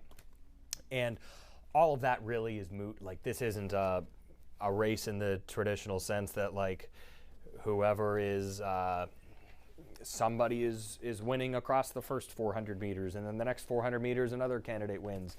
At the end of the day, whoever goes across the finish line first is all that matters, and your score is what your score is, your time is what your time is. The order in which we count the votes is irrelevant. The vote total at the end of the day is what matters. We're here to show you the results as they come in, to make it easy to digest and easy to track, because Michigan doesn't make it easy because of how we do things with administering elections. And it looked like some of those votes ended up coming in from this part of the mitten up in here, Grand Traverse County. 17% of the way in, gave a couple of thousand votes to El Sayed. He is winning a lot of these counties. 80% of the vote in up here, like not very populous counties up here in the northern part of Michigan, but we have 99% of the votes in some cases. That's an 80%. There's a 99%. So a lot of these counties that are smaller, that have all of their votes tabulated, aren't really helping Haley Stevens or bite into the lead that Abdul El Sayed has. And then the counties that we are seeing dropping some new numbers are going in favor of El Sayed. But all of that, again, could be moot when Wayne County reports its next set of data. And if you missed it earlier, we're on here and saying Wayne County's at 6%, they're at 7%. All of a sudden it shot up to 20%, and we had almost a tie between these two. It was 300,000 even almost. But as more numbers have come in, El Sayed has slowly ticked up in the margins. Bottom corner of your screen, you're watching a watch party for El Sayed. Waiting to see movement from the Haley Stevens camp as well. They took away the one feed that I was watching there. Let me give you another angle from El Sayed's watch party if we're going to not be able to see Haley Stevens. There's another shot from the Stevens camp I guess we could dip into. So here is, we've been looking at this angle a lot tonight from El Sayed's watch party. Here is another angle. And we haven't seen either candidate come out and take the stage yet because the races have been too close to call. There's nothing to come out and talk about yet, because you never know when Wayne County is going to come through with an extra 50,000 votes and change everything. White House has gone dark. That's a live shot I'm looking at. These are all of our live pictures, and I have this computer up somewhere else where we can plug and play and take you where we want to go. We also have our eyes on Haley Stevens' headquarters. Here's another view of that. And this was an empty room for the longest time tonight. Eventually, probably within the last hour or so, we saw a group of a few dozen people pile into the Haley Stevens election gathering place, and we saw a few members of the media go up on the stage and take some pictures of people in the crowd that were there, but there hasn't been anything else coming to us from Haley Stevens' campaign and from this vantage point. The Abdul El-Sayed watch party, which is packed. Yeah, there's a stage, there's lights. We've had a few speakers come up to the podium and give speeches here and there tonight, but no concrete results. So no concrete speeches, no victory speeches, no concession calls to this point. Speaking of concession calls, we talk about Mallory McMorrow, who is running in third place in this contest. She has been quoted as saying she'll be the first person to call and congratulate and endorse whoever wins this race between these two.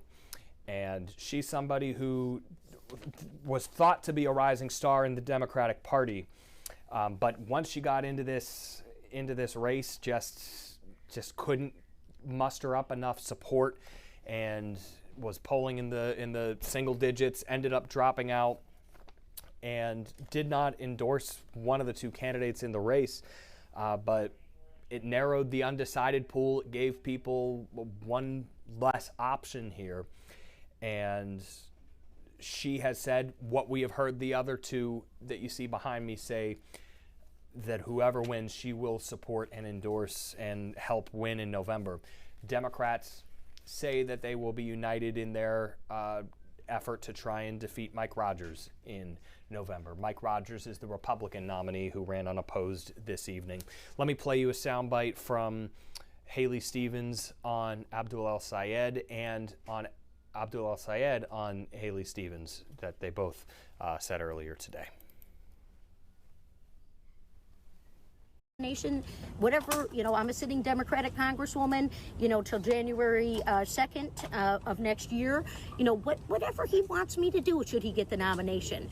But I'm also going to be working with everyone who has voted in the Democratic primary and everyone who is going to go to the polls in November. We're going to have a great turnout today, and we're going to have a great turnout in November. And we are going to send the voices of common sense Democrats.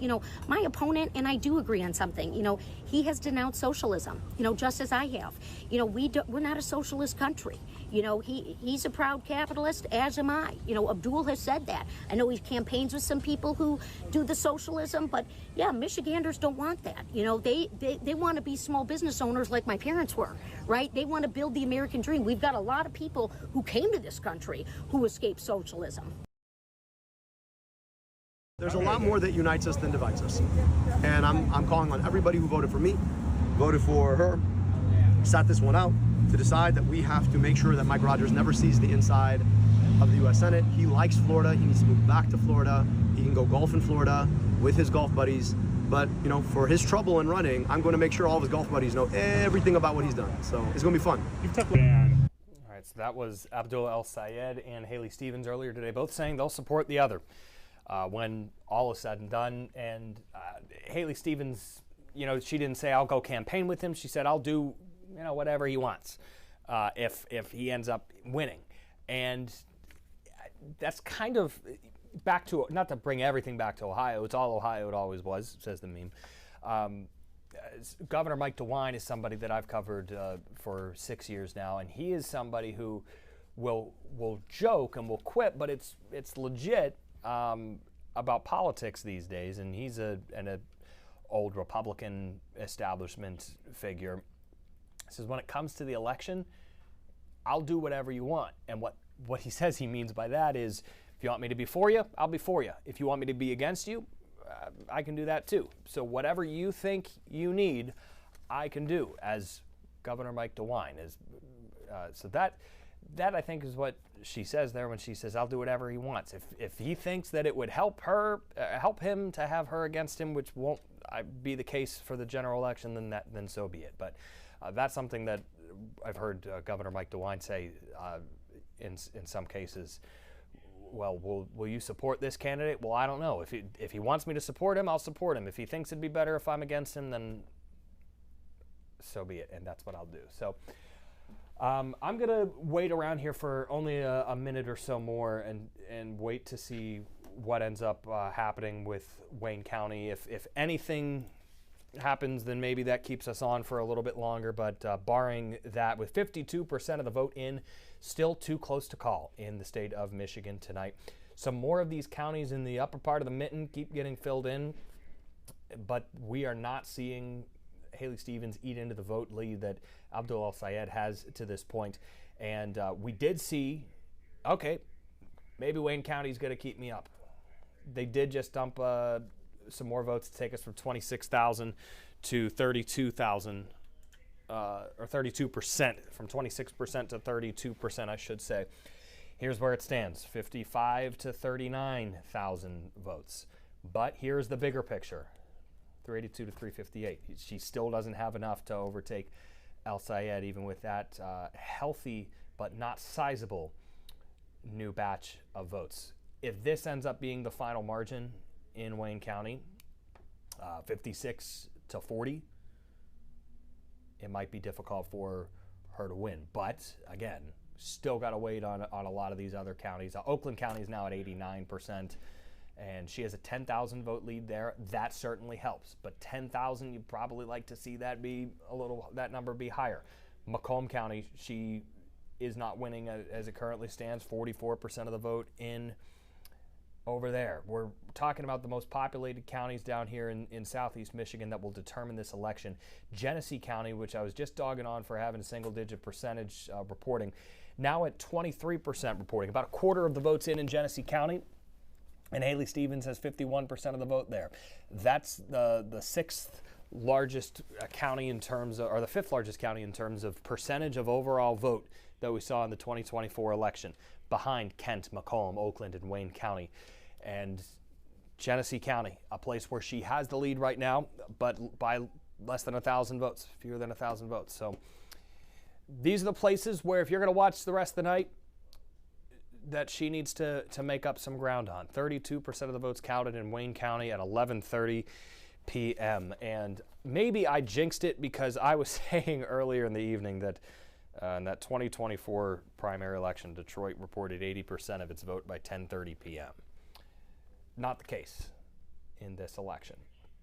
But this also, I need to stress, does not mean that anything nefarious is happening. Michigan has a decentralized election system, one of the most decentralized in the country. There are 1,500, more than 1,500, maybe even more than 1,600 different elections happening across the state of Michigan that are administered at the hyper-local level. In Ohio, we don't do that. They're administered at the county level. So you have 88 counties that need to report election results. In Michigan, you have more than 1,500 bodies that need to report election results. County clerks and municipal clerks end up passing their information to the county clerks, which gets it to the Secretary of State's website, and that process takes forever. The last update that we have from Secretary of State's website coming in 11:32 p.m., and this still has 21,000 total votes between both parties. So don't check the Secretary of State's website tonight if you're going to wait up and wait for results to come in. Midland County just got filled in, and almost a tie there. Very close between these two, but still not enough to eat into El-Sayed's lead. We'll leave it here. 400,925 votes for Abdul El-Sayed, 376,000 votes for Haley Stevens on this election night. Primary election in Michigan, too close to call as we hit 11:33 here in the Eastern time zone portion of Michigan. That is where we will conclude our coverage tonight. Thanks to all of you who have followed along with us on our various social media pages and streaming channels for another election night from 13 Action News. I am Josh Krupp. For all of us at 13 ABC in Toledo, we wish you a good night. We'll have more results and updated information about all of this tomorrow. But for now, that is our primary election coverage 2026. Good night.